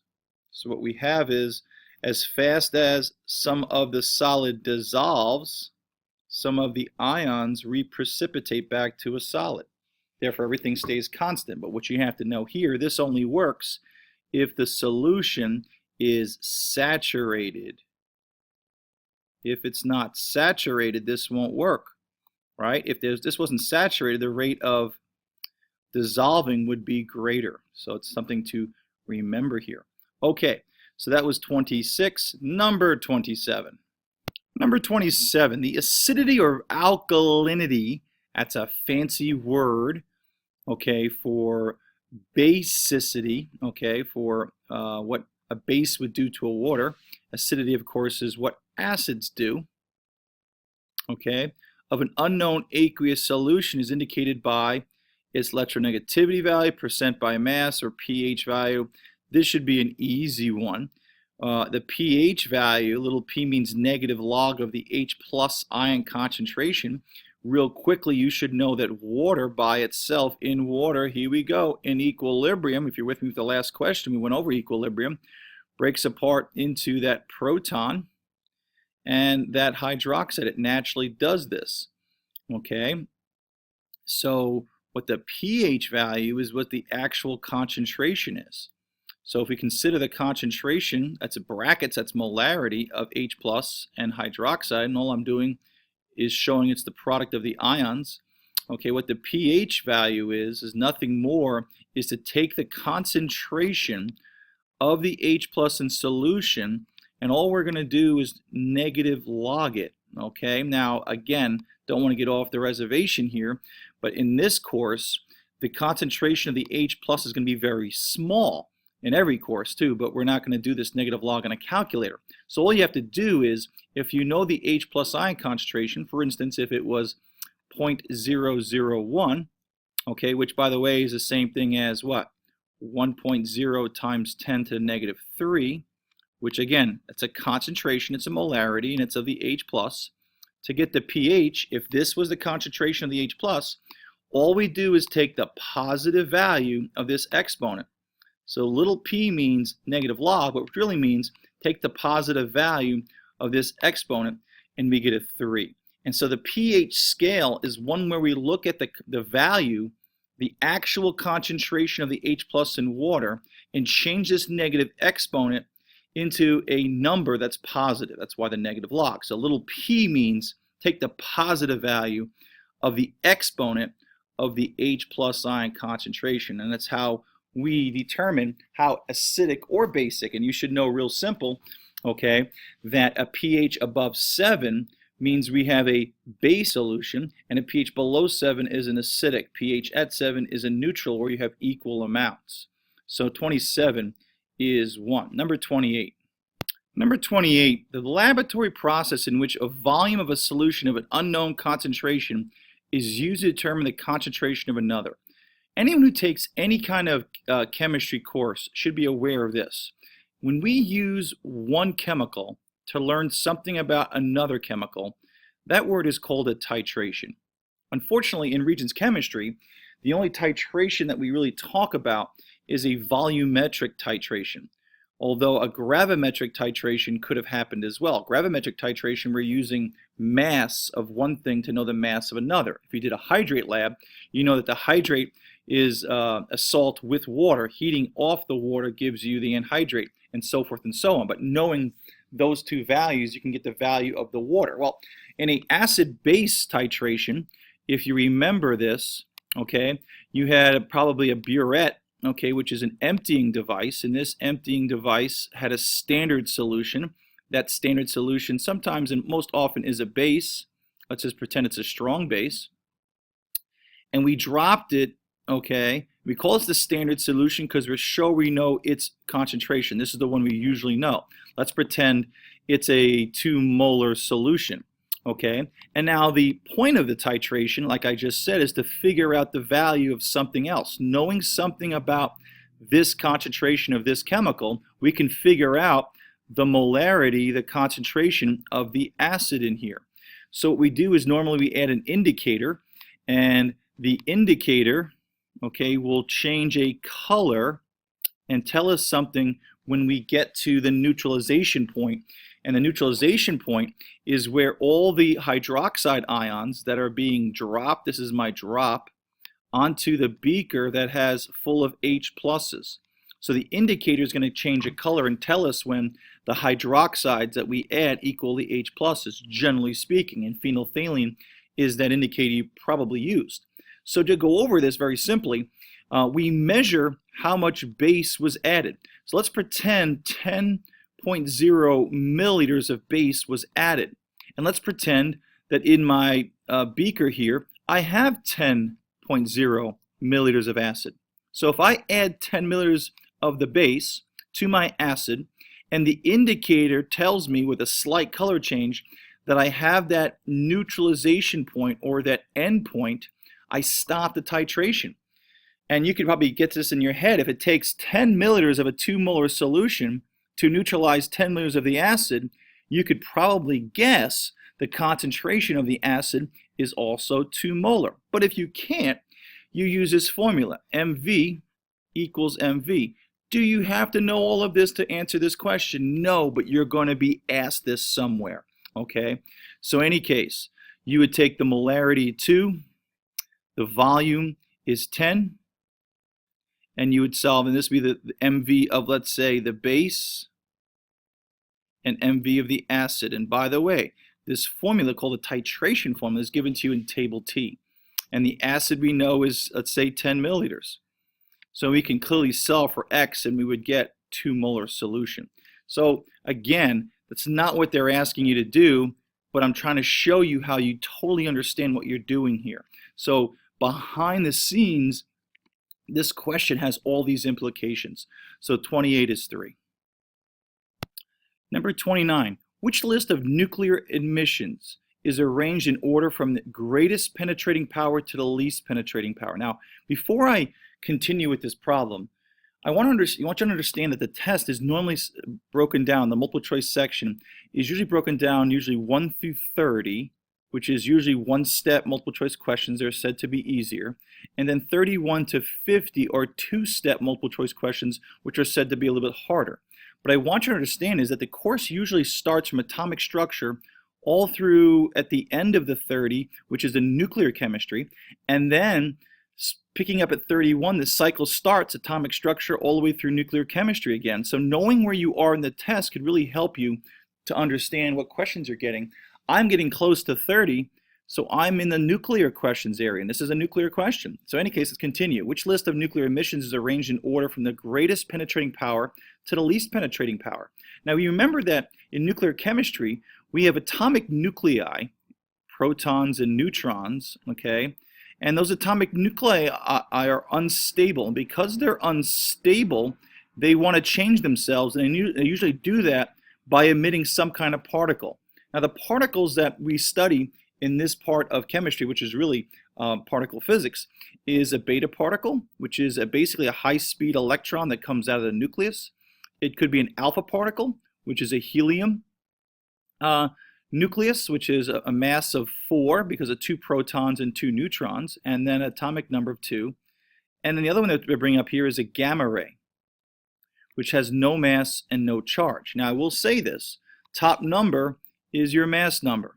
And if you look at the electron that comes out of the nucleus of beta particle, it's given a mass of 0 like an electron, although it's not really 0, it's very insignificant compared to the others. Remember, an electron is 2,000 times smaller than a proton. In any case, helium has a mass of 4. Very massive compared to an electron. You wouldn't say it's 4 times massive. It's actually, well, if one proton, which has a mass of 1, is 2,000 times more massive, then you can see that this is 2, 4, 6, 8,000 times more massive than a beta particle. Now, this gamma ray has no mass and no charge. So this guy right here, okay, of course, has no mass. This is electromagnetic radiation, gamma ray, like an X-ray. Now, if you didn't know the particles I just drew you, then we go to table O to figure out what they were. So let's go there for a viewing displeasure. So here's table O in all its glory, and it's basically the particles that we use. And you notice a neutron has a mass of 1 and no charge. The bottom number is the proton or charge. Notice a proton has a mass of 1. I don't care how you want to write it, and it has a charge of 1. So you notice protons and neutrons have the same mass. Then we have our alpha particle, a helium nucleus, mass of 4, 2 protons. To get neutrons, you go 4 minus 2. So you got 2 neutrons, 2 protons. That's the reason why it's a mass of 4. Beta particle, even though they put a 0 here, it's insignificant compared to protons and neutrons, but it does have some mass and a charge of -1. Then gamma radiation has no mass, top number's mass, and no charge. Giving these values, what can you say about the penetrating power? Well, let's go back to the problem. Okay, so what we have here is we have our 4 particles. We have our gamma radiation, which is not really a particle, it's basically electromagnetic radiation. We have the alpha particle, which is written with this symbol, and we have the beta particle, all of which we can get from table O, or as some people say from Brooklyn, table O. Okay, now in any case, so table B, so the beta particle, let's do it first. Now the beta particle, let's do the alpha particle first. So the alpha particle, okay, is heavy. And of course, okay, it's got a charge of +2. So the beta particle, the alpha particle, which is the helium nucleus, is not going to go very far. It's heavy, it goes slow, and it's going to find the negative. Okay, now the beta particle, which is the high-speed electron, this is this guy right here from table O, he's going to actually go farther before he collides. Now, he goes a lot farther because he's lighter, and he's about, 8,000 times lighter. He's got a charge of -1, so he eventually succumbs to the field, the positive field. And then eventually, okay, we've got the alpha, I should say I keep messing these up, gamma radiation. So there's a beta particle, that's the high-speed electron that comes out of the unstable nucleus, or the alpha particle that comes out of unstable nucleus, or the gamma particle, if you want to call it that, it's just gamma radiation, it's high energy, that comes out of an unstable nucleus. Now this, when you shoot this through the field, because it has no mass and no charge, number one, it goes fast because of no mass, and because of no charge, it's undeterred. So for those reasons, you can guesstimate something about the penetrating power. Now, the one with the least penetrating power is our what? Alpha particle. It's the heaviest and has the highest charge. In fact, that does not penetrate our skin. So being around alpha radiation does not hurt us. So you can see that the alpha particle being last gives away choice 4. They want the order from the greatest penetrating power to the least. Well, the greatest penetrating power would be the gamma ray, because that has no charge, so it doesn't move toward a field, and it has no mass, so it goes the speed of light. Okay, so the gamma ray is first, beta particles in between because it has a mass in between the no massive gamma ray and the very massive alpha. So the beta particles in between, and you can see it goes the furthest before the second furthest. Okay, so that's the reason why choice 4 is the answer for 29. Okay, number 30. Number 30. Given the diagram representing a reaction. Okay, now this reaction is kind of misleading, but okay, which type of change is represented? Well, knowing where you are in the test, for those that didn't follow me in number 29, there's 2 cycles to the multiple choice. There's 1 through 30, and there's 31 through 50. And normally at the end of this, you have nuclear questions. So this is a nuclear reaction. How do I know? Well, they're giving me a nuclear equation. This information is the mass number of the atom, which is protons and neutrons, and this is the what? Proton number. And if you notice, a slow-moving neutron is splitting this atom into fragments and more neutrons. And you need to know splitting of the atom is fission. It's one of those things you have to be able to recognize. Now, people recognize deposition, okay, as a phase change from a gas directly to a solid, like snowing. Evaporation is a phase change from a liquid to a gas.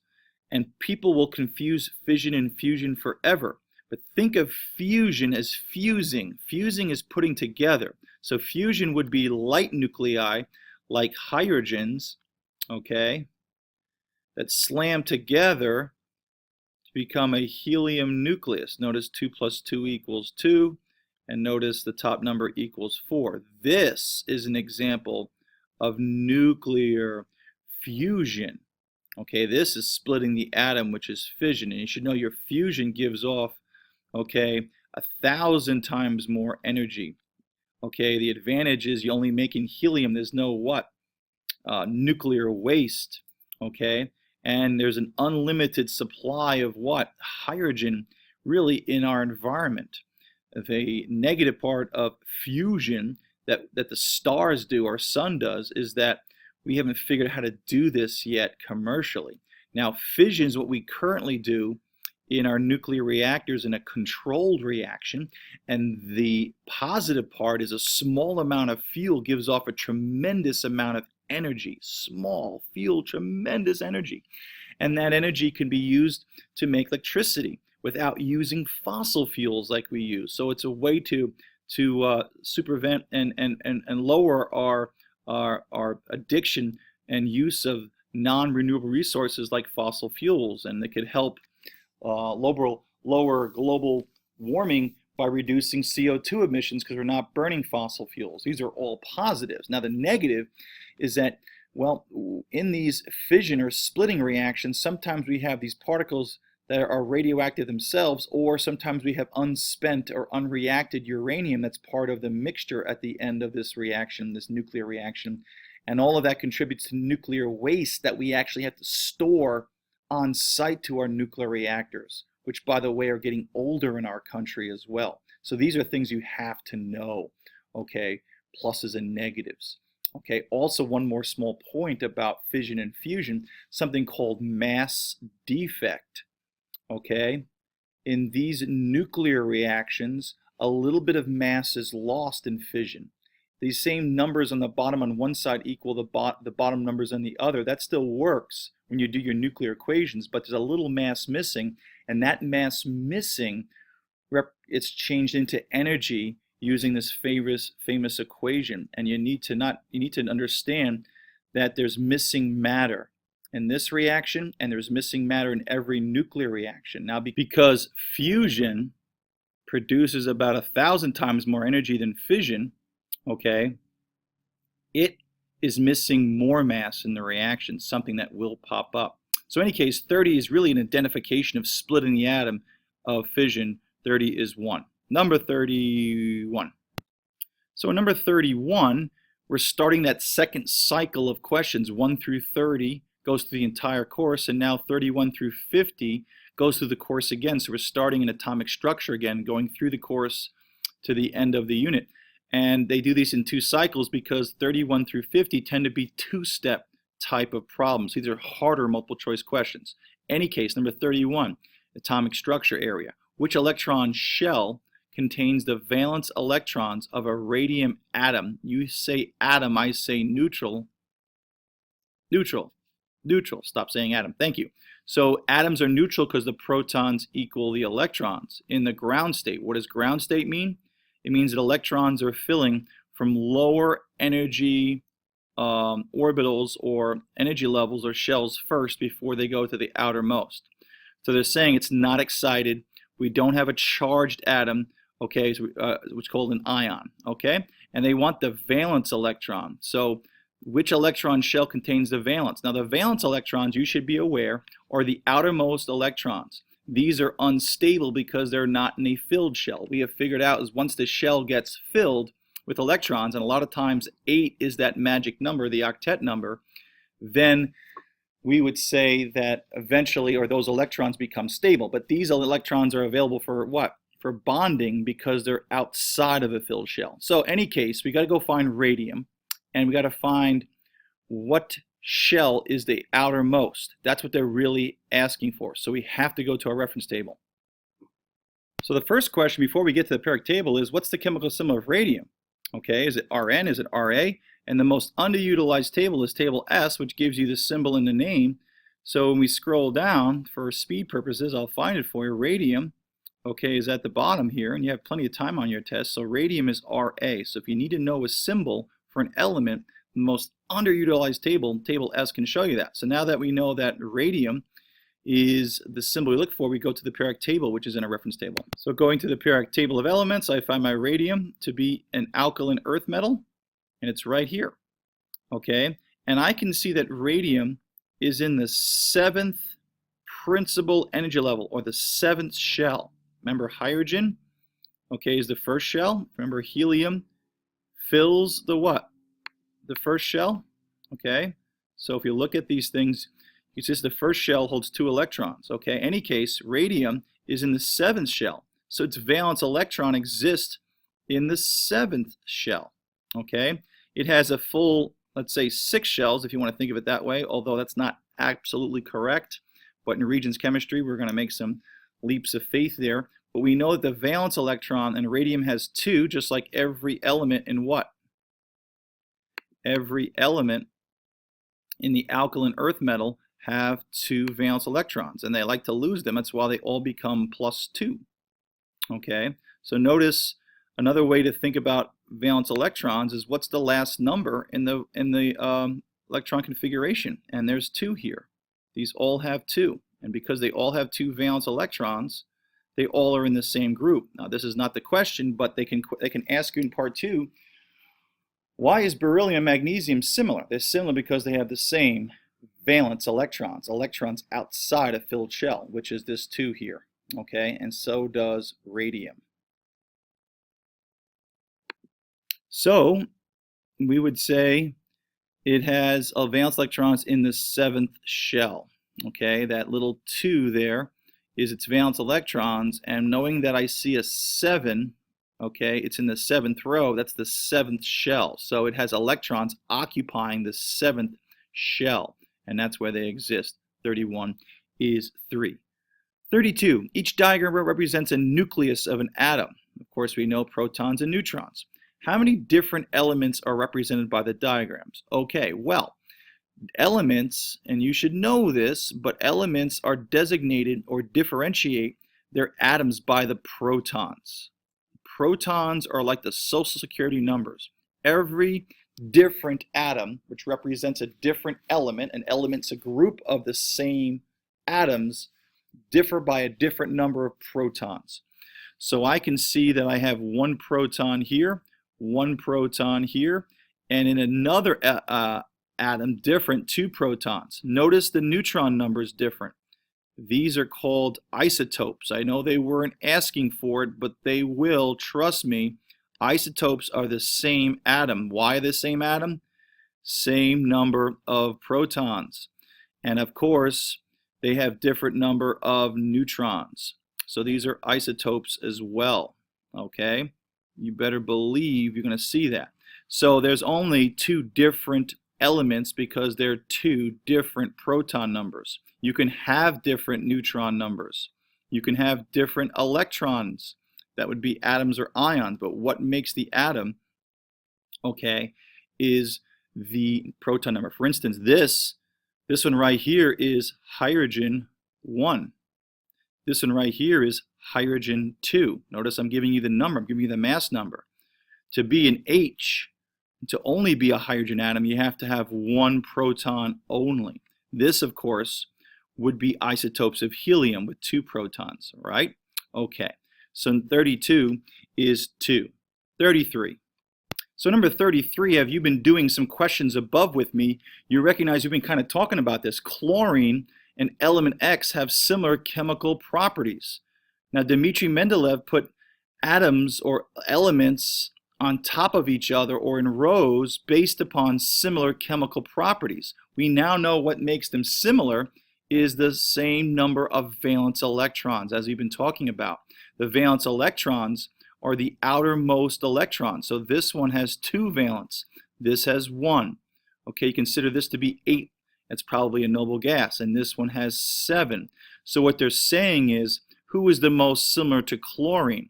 So let's go find chlorine on that periodic table to see what its configuration is, and then see which one has the same valence or outermost electrons that are not filled. Now, if you don't know what the chemical symbol of chlorine is, what you can do is go to table S and look up chlorine. In table S, the most underutilized table, will tell you that chlorine is Cl. Most people know that, but if you don't, it's okay. We still love you, okay? So moving forward here, let's get to chlorine, and we get up close and personal. We'll see that chlorine has an electron configuration of 2-8-7. It's in group 17. Take the 1 away, 7 valence electrons these all have. So chlorine has 7. Notice these all have 7. That's why we're in the family of elements here. These are all similar. So we're looking for something in our choices that have 7 valence electrons. So the answer is, of course, choice 4, okay, because it's the one that has the 7 valence electrons, which makes it the most similar, which means it's in the same group. So number 33 is choice 4. Number 34. Which group of elements contains a metalloid? Now, a metalloid is a type of element, okay, that has properties of both metals, who are our very large atoms, and nonmetals, who are our very small elements. Of course, the big metals tend to lose electrons because electrons exist farther away from the nucleus, which is positive, which is trying to attract them. And nonmetals are smaller atomic radii of those elements, and the electrons are held tightly, and that's why they have higher electronegativity. Now, metalloids exist somewhere in between them, so they have properties of both. So this question could have said, which of the following elements or which group would have properties of both metals and nonmetals? So on the periodic table there, you should be aware of where these metalloids, as well as the metals and nonmetals, are. So let's go there. So here we are with our periodic table of elements, and the periodic table that you have in your reference table is the exact one here. And if you can see this little divider here, sometimes called the staircase, it separates our very small atoms, which are our nonmetals, with the large atoms, which are most of the periodic table, which sometimes we say is 2/3 of the periodic table, is the metals. So this entire region here to the left, okay, are our metals. These are our big atoms. Those on the staircase, okay, these are our metalloids, which have properties of both. They include boron, silicon, arsenic, tellurium, including germanium and antimony. All right. Acetine, although some people think it's a radioactive element, so some people don't always think that that's a metalloid. Any case, that being said, these are the most common ones. So which group, I think they were asking, has the metalloid? Let's go see. Yeah, so which group, which is a column, contains a metalloid? 8, 2, 16, or 18? So let's go back to where we were. So in the question we had group 8, 2, 16, or 18, and you can see 2, there's no metalloids. 8, there's no metalloids, but in 16, we have the tellurium here on the staircase. 18 doesn't have any metalloids, so group 16 has an element on the staircase, which is a metalloid, which has properties of both nonmetals and metals. So group 16. So number 34, the answer is 3. Okay, number 35. Which Lewis dot diagram represents a fluoride ion? Now, an ion is a charged atom because it lost or gained electrons. So we're talking about fluorine. The question is, what kind of ion does it make? If you're not sure, okay, you go to the periodic table. So back to your periodic table in your reference tables here, we see the fluoride, and you should recognize in the upper right-hand corner of these atoms, you should be able to see that these charges, let's get up close and personal here, the charges in the upper right-hand corner represent the charges they like to become. That's the charge of their ions. Now, you can see that nonmetals tend to become negative. Now, you see that the list, if you have multiples like nitrogen can be a multiple, the top one is the most often occurring ion for that type of atom. And don't forget, atoms are neutral. This is the proton number. It's number of protons. The nuclear charge of fluorine is +9. You can also count the electrons in the electron configuration. It's got 2 electrons in the first shell and 7 in the second. So it's got a combined total of 9 electrons, which equals the what? Protons if it's an atom. So because fluoride likes to become -1, okay, we know that it must have 1 more electron than protons. As an atom, when it's neutral and not an ion, okay, has 9 protons and 9 electrons, +9, -9. To be -1, it has to have 1 more electron. And you must have learned that when fluoride becomes -1 because its configuration changes to 2.8 or 2-8, and it becomes as stable as neon because it fills that octet. So the reason why fluoride becomes becomes -1 is to achieve a stable filled shell like neon. Any case, we have to draw a Lewis dot diagram with an extra electron. And again, the key here is knowing that fluoride ion likes to become -1. So let's go back to our question.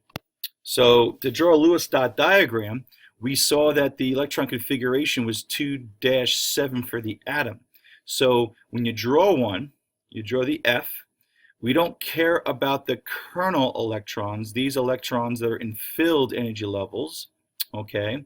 We just care about the 7 valence electrons. These are the electrons outside a filled shell. So I'm going to put 7 here. And this would be the answer if they want an electron dot diagram of fluorine atom. But this has to gain an electron. Okay, it gets reduced if we're talking about redox. Gaining electrons is reduction. This gains an electron to become, like we just said, 2-8. So we're going to have to put that electron there. Okay, and because it gains an electron, this whole entity is now an ion. So we have to write -1 here. Okay, so that's the reason why 1 is the best choice. Now the brackets are there to show you this entire species is -1. Do you need to have it if you're drawing an ionic bond? No, but it's really important and polite to put the parentheses because it makes you understand that everything inside is -1, especially if you were showing ionic bonding. If you had a sodium ion out here who lost its valence electron because its electron was 2-8-1, its configuration, if you look that up, it loses 1 to become as stable as neon 2, we would say +1. And then the attractive forces or the bond between fluoride and sodium is an ionic bond because they're ions. Okay, very important you understand it. The brackets help us make sure that we do not think that these sodium and fluorine are sharing electrons. These electrons belong to fluorine. The whole thing's -1. So that's why the brackets are important. If you were doing this 35 as a free response question or a part 2 question where you had to write in, they said write the electron dot diagram, and you were to put the 8 dots just like we have here to show that it fills its valence shell by gaining one, and you put a -1, that would be totally acceptable, okay, without the brackets. But it's better that you do put the brackets to help you remember that all of these electrons are not going to be shared when they bond. So 1 is the best answer for 35. Number 36. Okay, number 36. In the formula for the compound XCl4, X could represent what? Okay, well, this is about writing chemical formulas and understanding the oxidation states. Okay, if we look at XCl, I'm going to write it a little bigger here. In order for this compound to exist, it has to have a charge of 0. Because I don't see a charge, it's not a polyatomic ion. Because no charge is written, what I like to do is show that, okay, all the charges in this compound have to be 0. So by bottom numbers, as I teach it, have to equal 0 because there's no overall charge. Now the X is in front, okay? And normally the element in front is the positively charged oxidation state. So if this is the positive one, chlorine must be the negative one. So I don't know what the charge of chlorine is. Actually, I do, but if we go to the reference table, it'll tell me, just like in a previous question when we looked up fluoride, see what charge chlorine likes to become. So let's go there.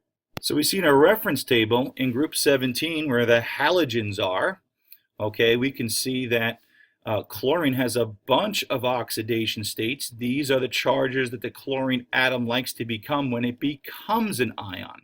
Okay, it gains electrons, and GERD, it gets reduced when it becomes -1 from the atom. And of course, it would get bigger because it's gaining electrons. And it also gets smaller by losing electrons. So which one do I pick? Well, in the example they gave you, or the question, it was XCl4.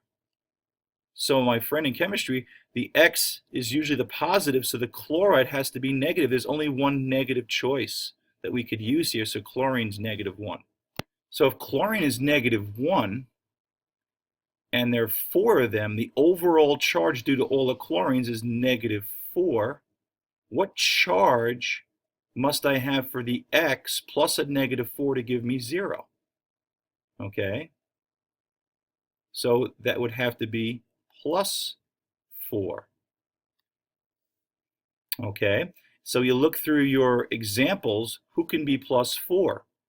All right, so again, go back to the periodic table and see which element, carbon, hydrogen, magnesium, or zinc, can become +4. Okay, and that's one way we can go about doing this. So looking at our periodic table, we see that hydrogen becomes +1, -1. Zinc only becomes +2. Magnesium only becomes +2. And our carbon can become -4, +2, or +4. It's kind of blown up here. You can see that carbon likes to become +4. So that's your answer, carbon. So the only one that's +4 individually is carbon. And it kind of makes sense because carbon tetrachloride exists because carbon would make 4 bonds with the chlorine.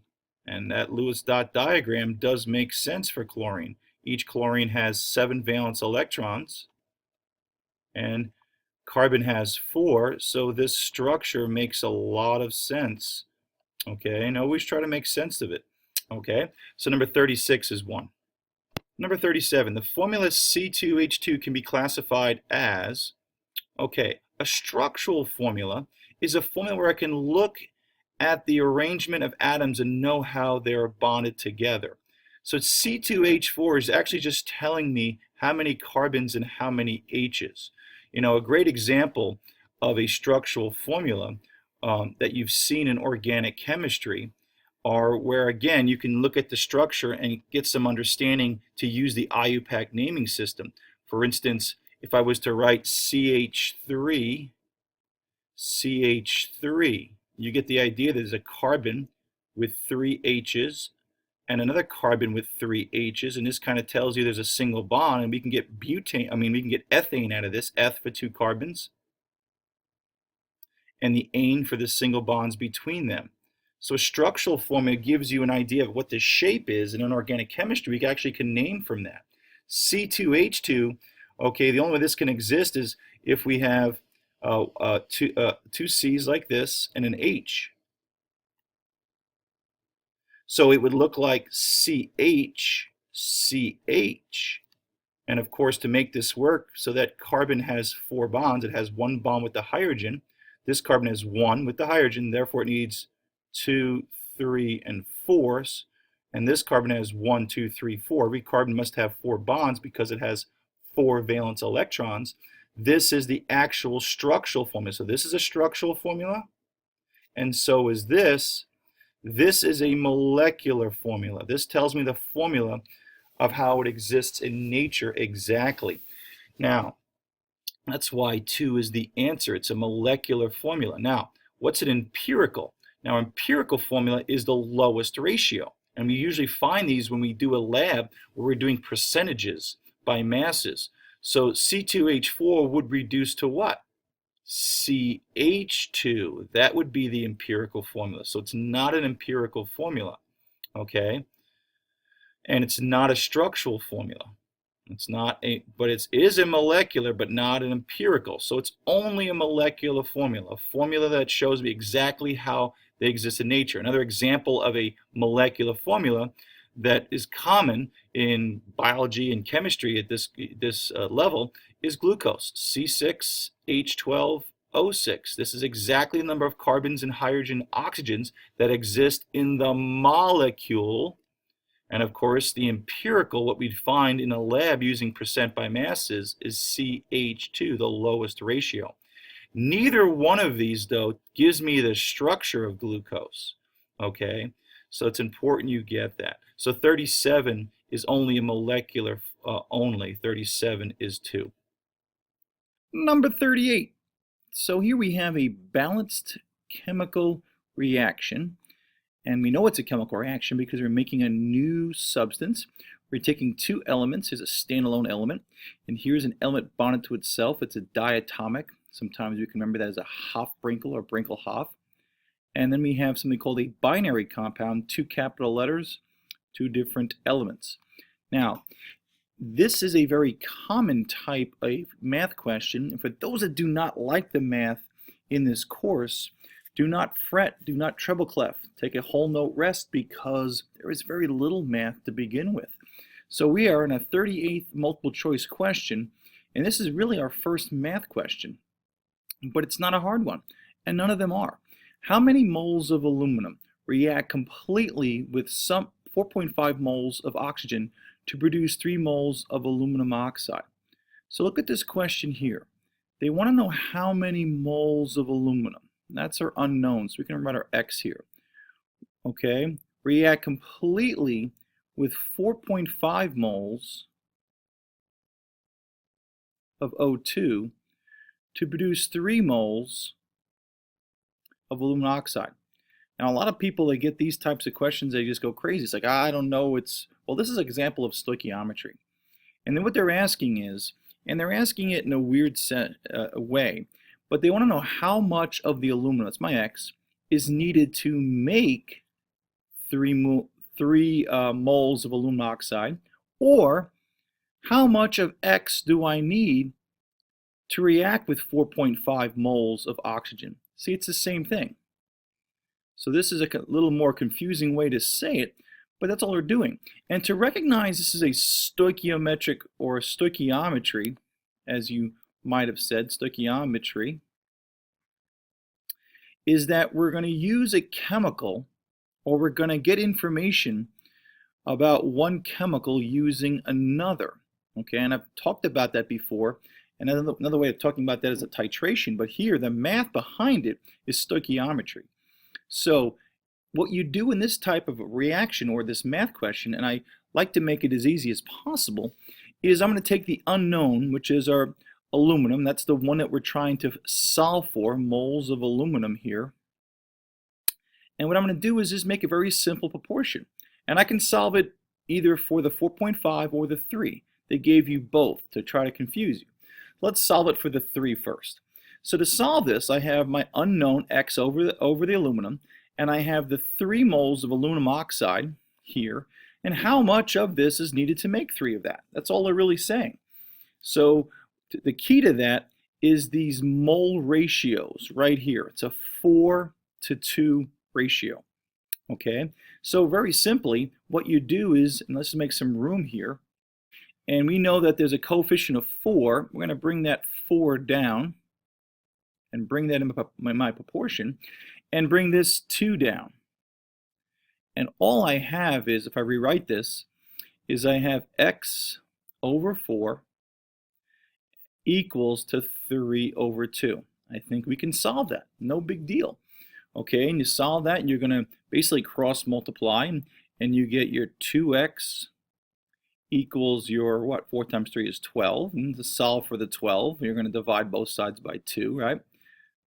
Okay, it's an equation. What you do to one side, you do to another. And 12 divided by 2, and you get your x is equal to 6. And you can see that's your answer. That's simple. Take what you don't know over the element, put the coefficient below, that's your what?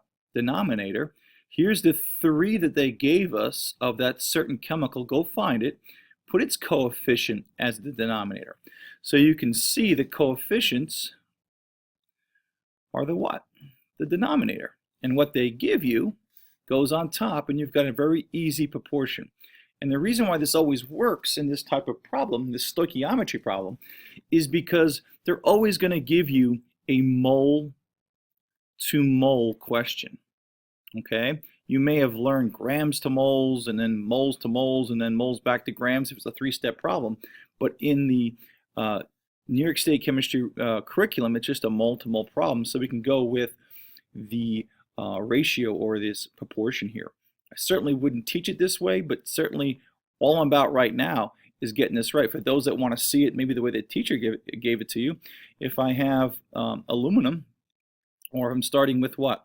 In this case, I started with 3 moles of aluminum oxide, Al2O3, and we want to get rid of the aluminum oxide, so that goes on the bottom.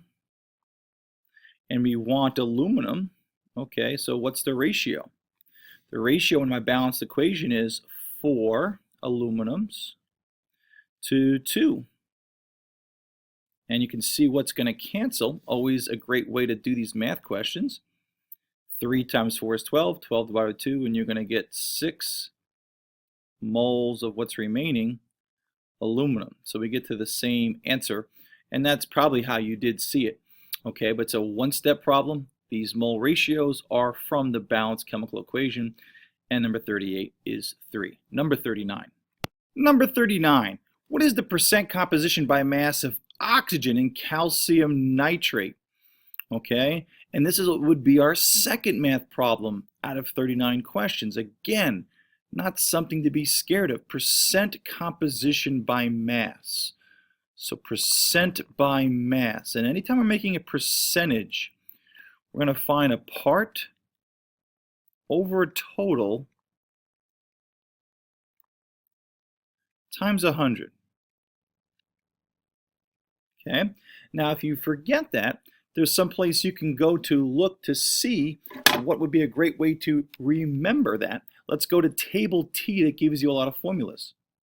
So here's Table T in all of its glory. You can see percent error, percent composition, concentration, but percent composition is what we're looking at here. And if we get up close and personal, what we're going to find is that a percent composition gives you the what? Part over the whole times 100. So there's one way to remember that. So back to the problem. So it's percent by mass here of oxygen in this entire compound. So when you do a percentage, it's not going to matter what size of the sample is. But since we have no information, the best way is to make our total equal to the mass of 1 mole of the sample. Remember, a mole is an exact number. It's a quantity that we use in chemistry to help us understand. For instance, if you look at the chemical formula of calcium nitrate, right here there's 1 calcium for every 2 nitrogens. So it's a 1-to-2 ratio. So it's a how many number, not a how heavy number. But we know that for every 1 mole of calcium nitrate, if I was to add up all of the calcium and the nitrogen and the oxygen, and I use the atomic mass, I would come up with a gram formula mass. Well, hey, They're giving me that right now. They're telling me how many grams per mole. Look at that gram/mole. That's the grams per mole. So let's pick a mole. And then we know the mass. They gave it to us, 164 grams. Now, if you're not sure how they got this number, if we get a question, let's say in another test, maybe the test they're going to take, okay, that to get this formula mass, you'd look up calcium's atomic mass, okay, which would be 40. You would look up nitrogen, okay, which is 14. You look oxygen, 16, and you would add these up. Of course, there's going to be 2 of these, and if you look at this, 2 times 3, 6 of these, so you would add them up. 40 plus 2 times 14 plus 6 times 16 would give you 164. They've done this for us already. And of course, these values up top I get from the atomic mass, the top number from our periodic table. But again, they gave this to us, and so many students don't use it. So there it is for our viewing displeasure. Now that's our total. That's per 1 mole. Now, in one of these calcium nitrates, all right, look what they're asking. They want the percent by mass of oxygen. How many oxygens do I have per one of these? Well, we know that a nitrate, which is an ion, a polyatomic ion we can find in table E, there's 3 O's per 1 N, but we have 2 nitrate ions. So it's going to be 2 times 3, that's 6 oxygens. Okay, so we're going to have 6 moles of oxygen atoms per 1 mole, one of these. So we've got to take 6 times 16 here. And again, how do I know what the mass is? Let's go. So back to the periodic table that you actually have in your reference tables, and you can see that the atomic mass number, they gave you an example, the key here is the top number. So for oxygen, and I know I told you, but I just want to make sure we know where we look, we can see that oxygen is 15.994, and if you can't see, let's get really up close and personal, and we can see that we can round that to 16. So this is the mass, the atomic mass of oxygen because of its 8 protons and then 16 minus 8, okay, 8 neutrons. But it's also the mass per 1 mole, about 16 grams. You can round that. So 16 grams. So I take my 6, and I times that by the 16, and it's very simple. And you get your 96. So 96 grams out of the total 164 is the part. The part is the oxygen. The total is the total mass of the entire compound. So we go 96 over 164. We times it by 100, and that's our percent by mass. So 96 divided by 164, and times it by 100, I get something close to 58.5%. And if you look at your choices, 58.0 rounds to what? 59%. And that's why the answer is choice 4. So 39 is 4. Again, not a very hard problem. And I did go over that slowly, especially getting the formula mass. Remember, the formula mass is another question that they could have asked. They could have said, for calcium nitrate, what's the formula mass? And we would be adding these up. But since they were only asking for the part, which was the oxygen, we only needed to add up the oxygen on top, and we didn't have to do the total because they gave it to us. Okay, number 40. Number 40. Given the balanced equation representing a reaction, which type of chemical reaction is represented by this equation? Okay, well, we have 2 chemical species coming together and making a compound. And so we're making something from the atoms, and synthesis is a synonym for making. So 1 is the answer, synthesis. Now, let's go through the rest of the choices. Decomposition is when something that is together, chemically bonded, breaks down into its individual components or breaks down into its smaller components. So the reverse would be decomposition. Okay? And single replacement is a very classical redox reaction. Let's say you had aluminum and copper chloride, and we have a scenario where the aluminum pushes its electrons onto the copper, makes it this copper plus 2 grabs its electrons and it becomes pure copper standalone, and then aluminum becomes charged and it now will attract the chlorine. And certainly what we have is single replacement. This one element replaced the other. Classic redox reaction. This got oxidized and the copper plus 2, its charge going down, gets reduced. The aluminum 0 goes to aluminum plus 3. Okay, its charge goes up because it loses. So in any case, that's single replacement. Double replacement is a non-redox reaction because the charges don't change. A very simple example could be, let's say, lead nitrate. This would be lead 2 nitrate because lead would be plus 2. Every nitrate's -1. The 2 does not tell them how many nitrates. It's really the charge of the lead. And we do, let's say, potassium iodide. And these all have +1, -1 charges. And essentially what's going to happen is the lead plus 2 will switch partners to the other negative and make PbI2 and YI2. Lead is +2, I is -1, so you need 2 of them. And then of course this K plus will hook up with the nitrate to make the potassium nitrate. And of course what we just did is we double replaced. Here there was a single replacement, there's double replacement, and those are examples of these reactions. But the best answer here, 40, is choice 1. It's synthesis, 2 things coming together to make a compound. Choice 1. Number 41.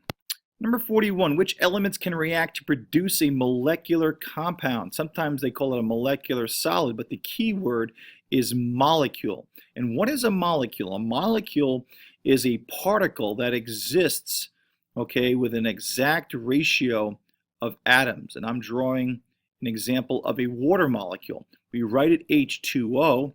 This is a molecular formula because this is showing me the formula of how the molecule actually exists in nature. Okay, so it's a particle made up of an exact number of atoms that are chemically bonded to themselves. Now, the types of bonds that exist between these particles are covalent. Now, I say co because they are sharing their valence electrons. And if you're sharing electrons, you have covalent bonds. More importantly, it must be between nonmetals. So this question is making you understand that things that are molecular have covalent bonds. And things that have covalent bonds are made up of nonmetals and nonmetals. And some people would say, okay, I have to memorize that. And I say, no, you have to understand it. Okay, and how do I understand it? Well, I know that as you go across in the periodic table, as I have told you guys, and hopefully you guys too, that the atoms get smaller because the number of protons increases. The nuclear charge increases. The number of protons is pulling in those outer electrons. Remember, the protons are inside and they pull on the electrons. Well, if the atom gets smaller, the number of protons is getting bigger and pulls them in. The attraction for those electrons, okay, is measured in something called electronegativity. Okay, electronegativity, I'll just write that as En. And as the atom gets smaller because the nucleus has more protons and pulls on the electrons, we have a higher attraction for electrons. So the small atoms, okay, that are over to the right and especially up, because as you should know, the atoms get bigger going down because there's more shells.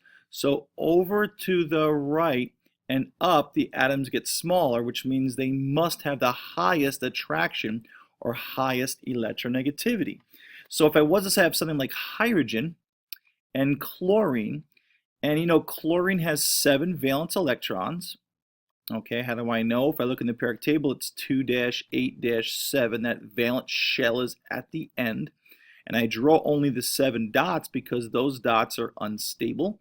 Those electrons are unstable. They're not in a filled energy level. And then we have our hydrogen, who has electron configuration of just 1, and it brings 1 to the table. And what we have is we have a scenario where these guys are forced to share electrons to feel like in this case, chlorine feels like it's 8 by sharing, and hydrogen feels like it's 2 by sharing. And why are they forced to share? Because they both have an extremely high electronegativity. Hydrogen is 2.2, and chlorine, I believe, is something close to 3.2 or 3.0. It doesn't matter. I can look that up in table S if I wanted to know.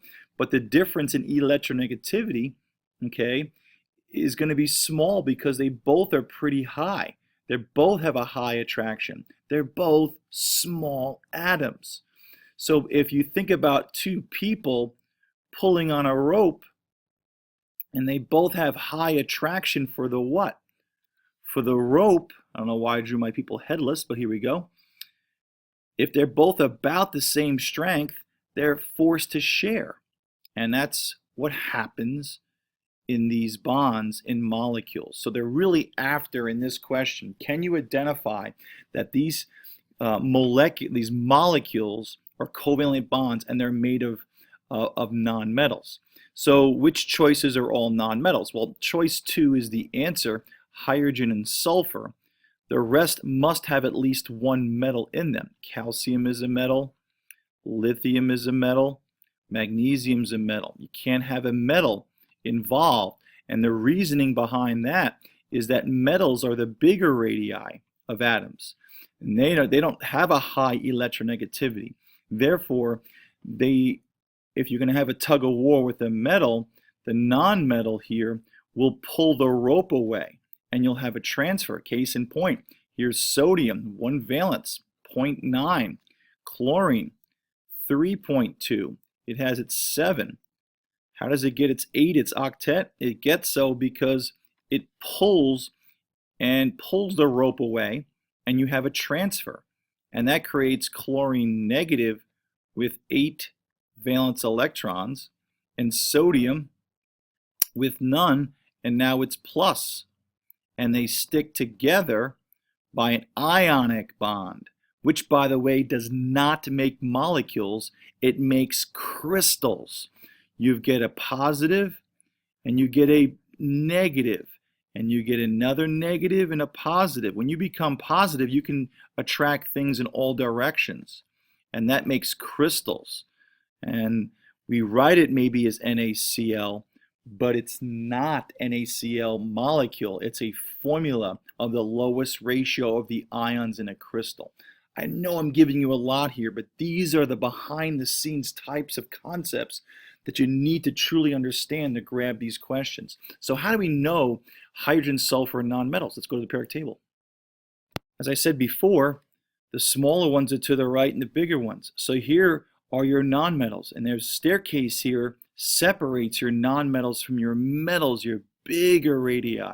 Boron, silicon, arsenic, tellurium, germanium, antimony are the ones that have properties in between the very small atoms and the big atoms.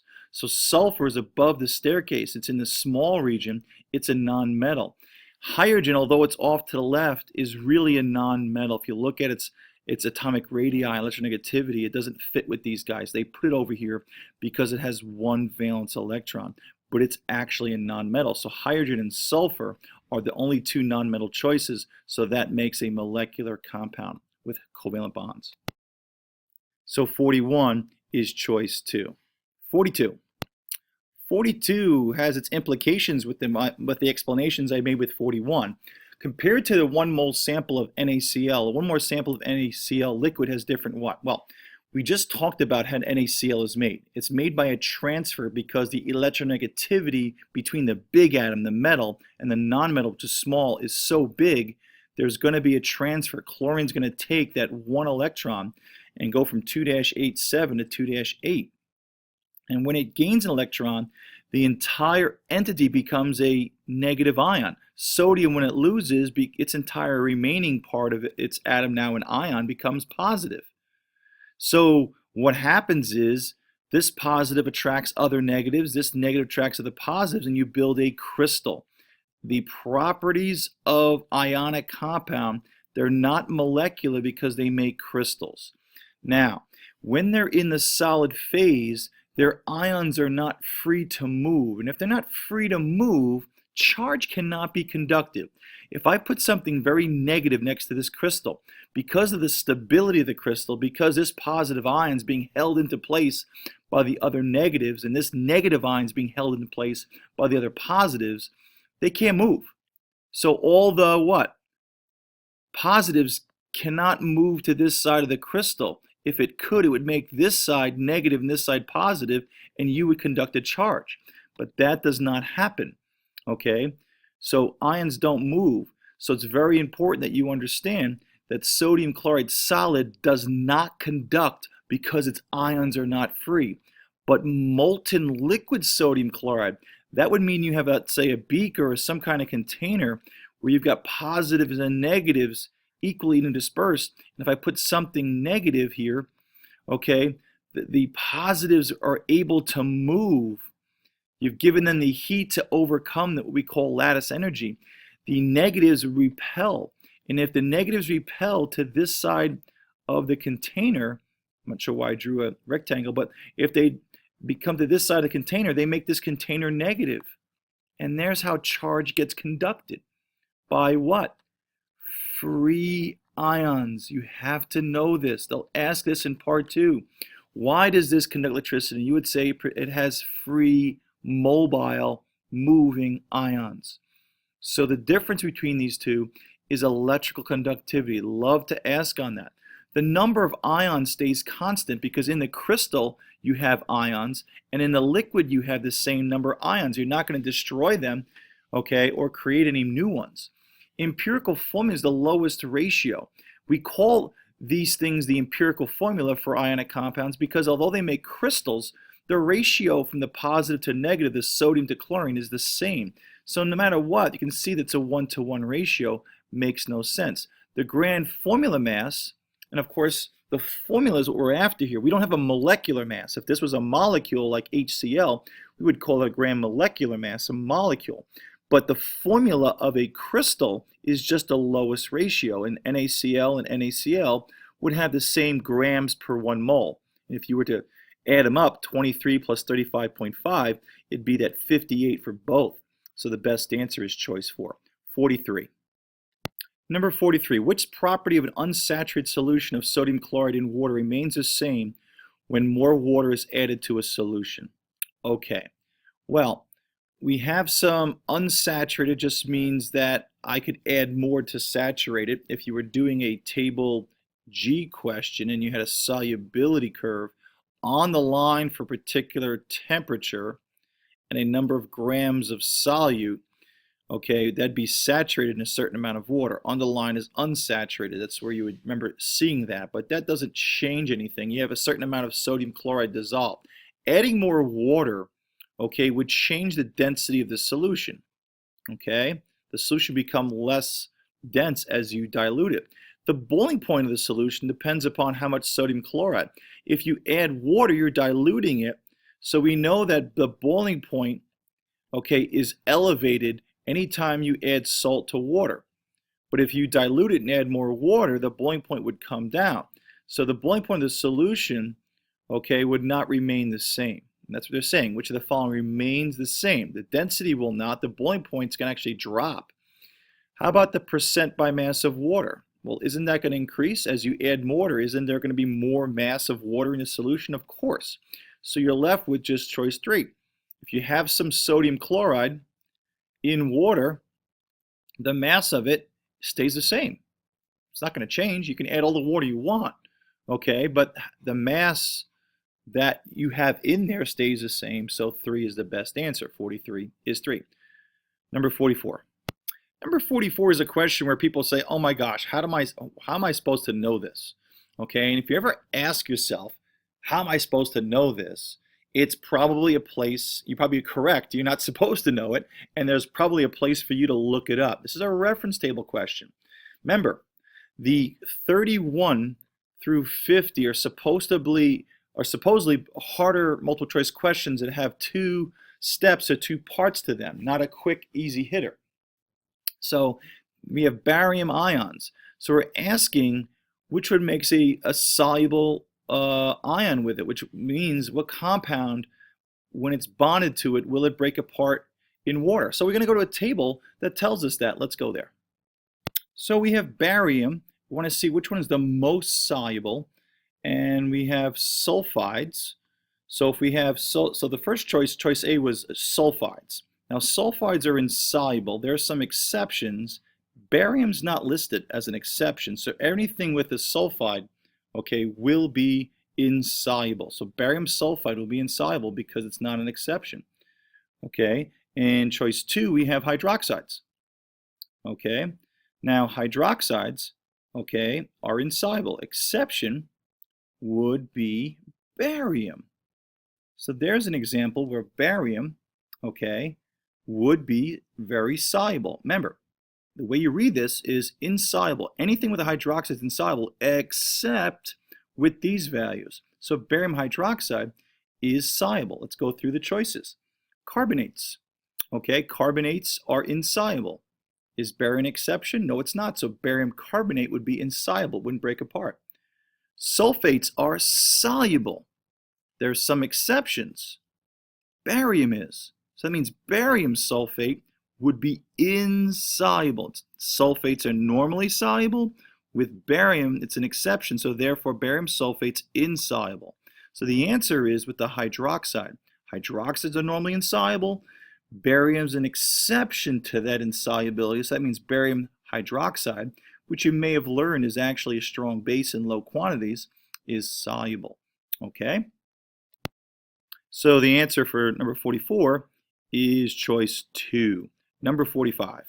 Number 45, when a sample of gas is cooled in a sealed, rigid container, the pressure the gas exerts on the walls of the container will decrease because the gas particles hit the walls of the container. Well, pressure, as you should know, is due to particles creating a force over area on an object. So as many times as this particle slams into the container, okay, hopefully in a straight line if it's an ideal gas, okay, it creates a collision of force, and that force over some area due to colliding molecules is what pressure is. So I've got a sealed container, it's not moving, and we're saying the pressure that the gas exerts in the walls decreases because the gas hits the particles when? Well, if the pressure is decreasing, it must be because the collisions are decreasing. So the gas particles hit the walls of the container less often. Pressure is due to collisions. Okay? And if they're moving slower, with less force. So both of these would give me, okay, the answer, which is number 1. And again, they just want you to try to explain why you would have a lower force when you cool the sample. And you should know that when you cool a sample, the temperature drops. And if the temperature drops, these particles move slower, right? Temperature is average kinetic energy. Kinetic is motion. Higher the temperature, more movement. So if we know that particles hitting the container walls provides that force over an area or pressure, and if the temperature drops, these guys are hitting the walls less often, and if they're going slower with less force. Again, the whole idea is temperature, pressure, and you should know that is a what? A direct proportion. Here's pressure, here's temperature. As long as we're in a Kelvin scale, it's a direct proportion. Okay, so, and that only works if the volume is constant, and they told you that by a sealed, rigid container. Number 45 is 1. Number 46. Okay, number 46. A rigid cylinder with a movable piston contains 50 liters of a gas at 30 degrees Celsius with a pressure of 1 atmosphere. What is the volume of a gas at STP? This is a gas law question. The one above it that we just explained, 45, was explaining the theory of pressure and temperature. Okay, here we're talking about what would be the new volume if we had a certain volume at a certain temperature. at a certain pressure, and we change it to a new scenario called STP. So this is a gas law question. You only have one formula, but here I'm going to show you where it is. So let's go to table T. So table T, the last page in your reference table has the formulas you need, and you're going to notice we have on the bottom here combined gas law. And you have pressure, volume, temperature. The ones just mean that they go together. This is the current condition, and this is the new condition. Okay, so that's what? PV over T equals PV over T. Let's write that down. So PV over T equals PV over T. Now, if you like to write the ones and twos, you can, but notice it all goes together on one side. I kind of keep this side to the left, the current condition. This is the new condition. All right, so a rigid cylinder with a movable piston contains 50 liters of a gas. That's my volume. So I'm going to plug that in right there. So 50 liters. At a certain temperature. Now, notice that temperature is in Celsius. We have to convert that to Kelvin, and we need a formula. So back to table T, and there it is. Kelvin equals Celsius plus 273, so I put the 30 in here. 30 plus 273 gives me 303. If you don't believe me, put it in your calculator. So we're going to solve for Kelvin because all the gas laws have to be in Kelvin. We need an absolute standard temperature, okay, that stays positive and gives me how many degrees away from a true zero, a true place where no motion takes place. So we have to remember that Kelvin equals Celsius plus 273. 30 plus 273 is 303. I have to go to Kelvin. And they also gave me 1 atmosphere, 1 ATM as my pressure. So I just plugged in my current scenario.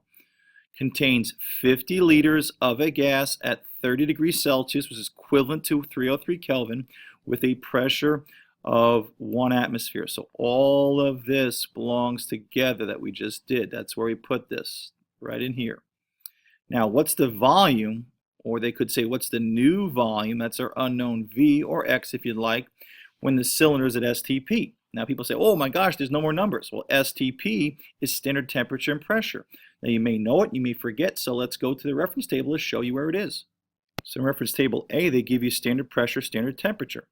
Now, notice they give you two values of temperature and pressure. Of course, we're going to use the Kelvin temperature because that's what we always pick for the gas laws, that standard, that absolute value temperature scale.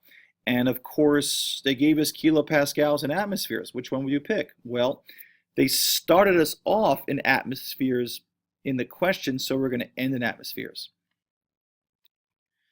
So we have STP, which we know equals what? Well, it equals STP, let's make it red here, equals our 1 ATM from table A, and we're going to pick our 273 Kelvin temperature, or 0 degrees Celsius, but we're going to use kelvins all the time in the gas law problem. And I picked atmospheres, not 101.3 kilopascals, because we're already in atmospheres. So now we're going to solve for V. Okay, now people don't like when I do this, but I'm going to make this very simple for myself. I know algebraically to get rid of 1 over 273, I would times this side by 273 Kelvin over 1 ATM. And what I do to one side, I do to the other side. Okay, so again, I know there's different varying abilities of math, but so I'm timesing this side by what? 273 Kelvin over 1 ATM. And what do we see? The 1 ATM will cancel. And what am I left with? Well, this will cancel on this side. So I'm left with V, volume, is equal to 273 Kelvin times 50 liters over 303 Kelvin. And you notice something, that if you set this up right, the unit should cancel out to the unit you need. Kelvins and kelvins cancel. You're left with a liter, which is a unit of volume. So you take your handy dandy calculator, okay, and you go 273 times 50. You may want to enter that and then divide by 303. And I get 45.0. and that's what choice 2 is. So I get 45.0. Now, you could just easily make a mistake by making some mathematical errors here. You should always check to see if your value in a gas law makes sense. What's great about science is we don't just have math in it. The math should reflect our principles. What just happened here? Well, notice the pressure stayed constant. Fine. The temperature went down. Shouldn't the volume go down a little bit, right? How is temperature and volume related?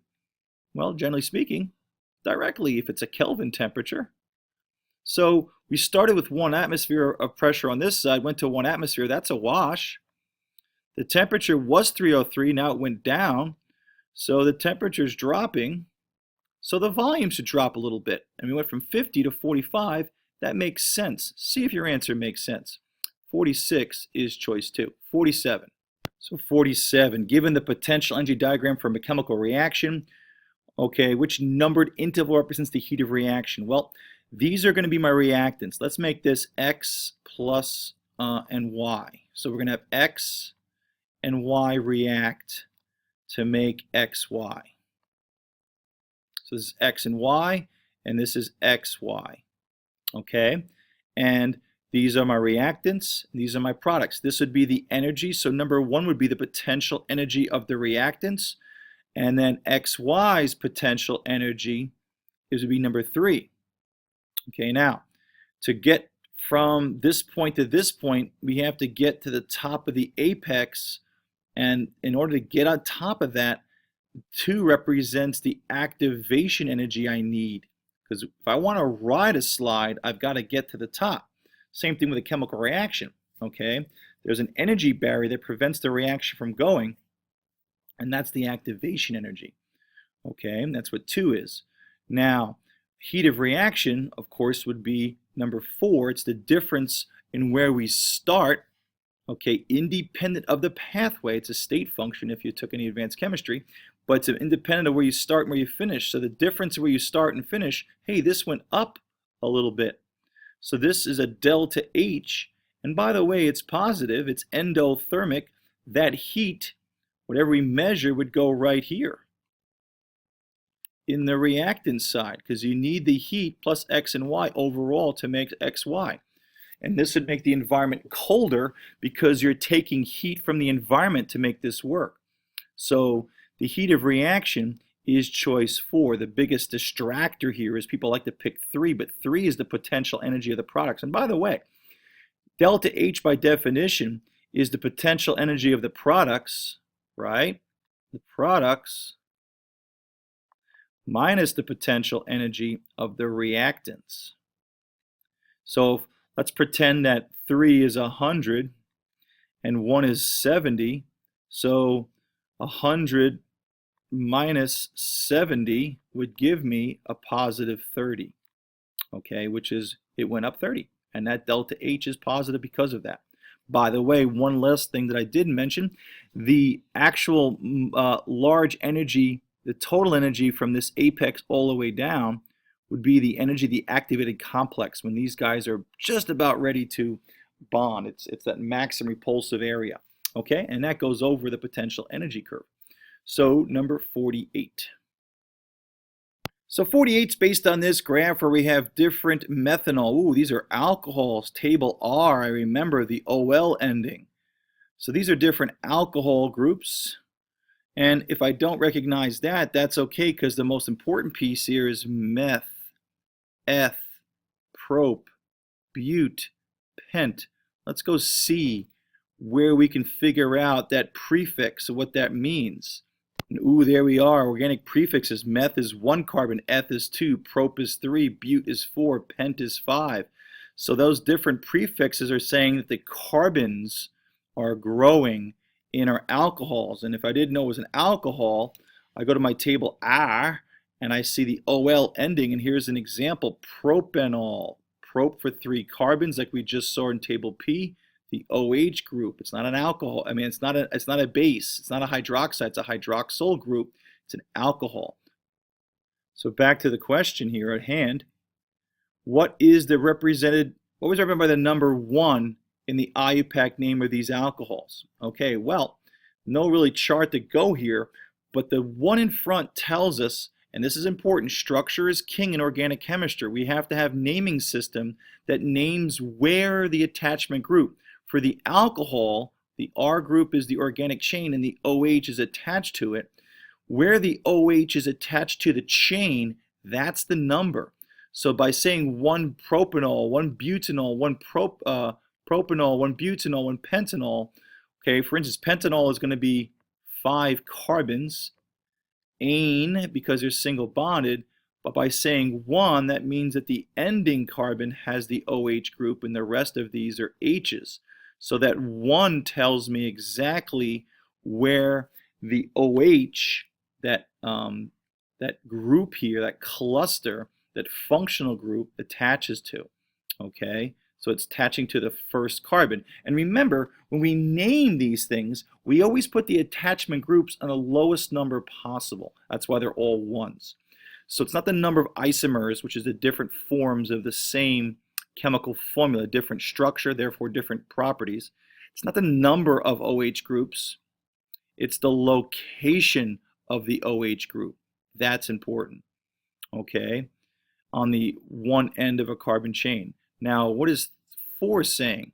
The location of in the middle of the carbon. Well, these can't be in the middle, because if it was in the middle, like pentanol, which has 5 based on table P, this would be the second carbon, this would be the 3. So if the OH group was attached here, this would not be 1 pentanol, it would be 3 pentanol. So it has to be at the end, and that's why 3 is the best answer for number 48.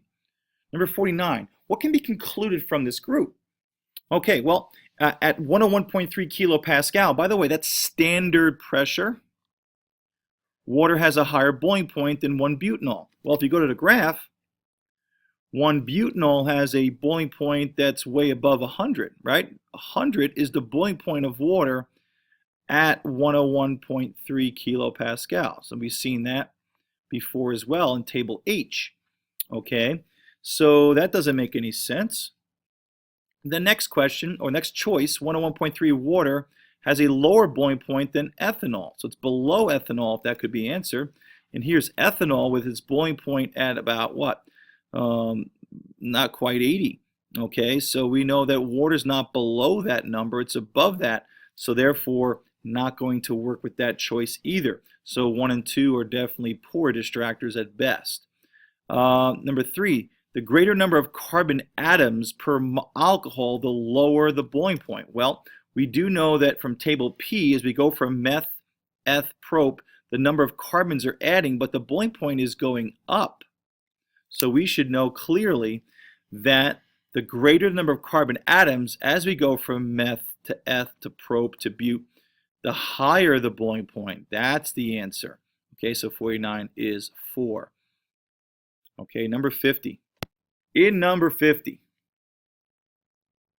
we've got some data here. We have the volume of hydrochloric acid. We have its concentration, its mass, and reaction time. So I can already see this is a rate question or a rate factor question. And we should know our rate, the factors that affect reaction rate. Number 1 is concentration. We have another one that could be called temperature. Okay, as you have more of one compound, the number of collisions, there's more of them. Think about a dance floor, and you have a certain number of dancers. Well, they'll collide randomly. If you increase the number of reacting chemicals in the same space, there's going to be more collisions. Do not forget that how fast the rate of a chemical reaction is dependent upon the effectiveness and the number of effective collisions that occur between molecules. And to be effective, you have to hit with the right orientation, okay, and you have to have enough kinetic energy to do so. So there's a bunch of factors. We did temperature. If you increase the temperature, you make them collide more often. Okay, 2, there's concentration. If you increase the concentration, there's more of them there to collide more often.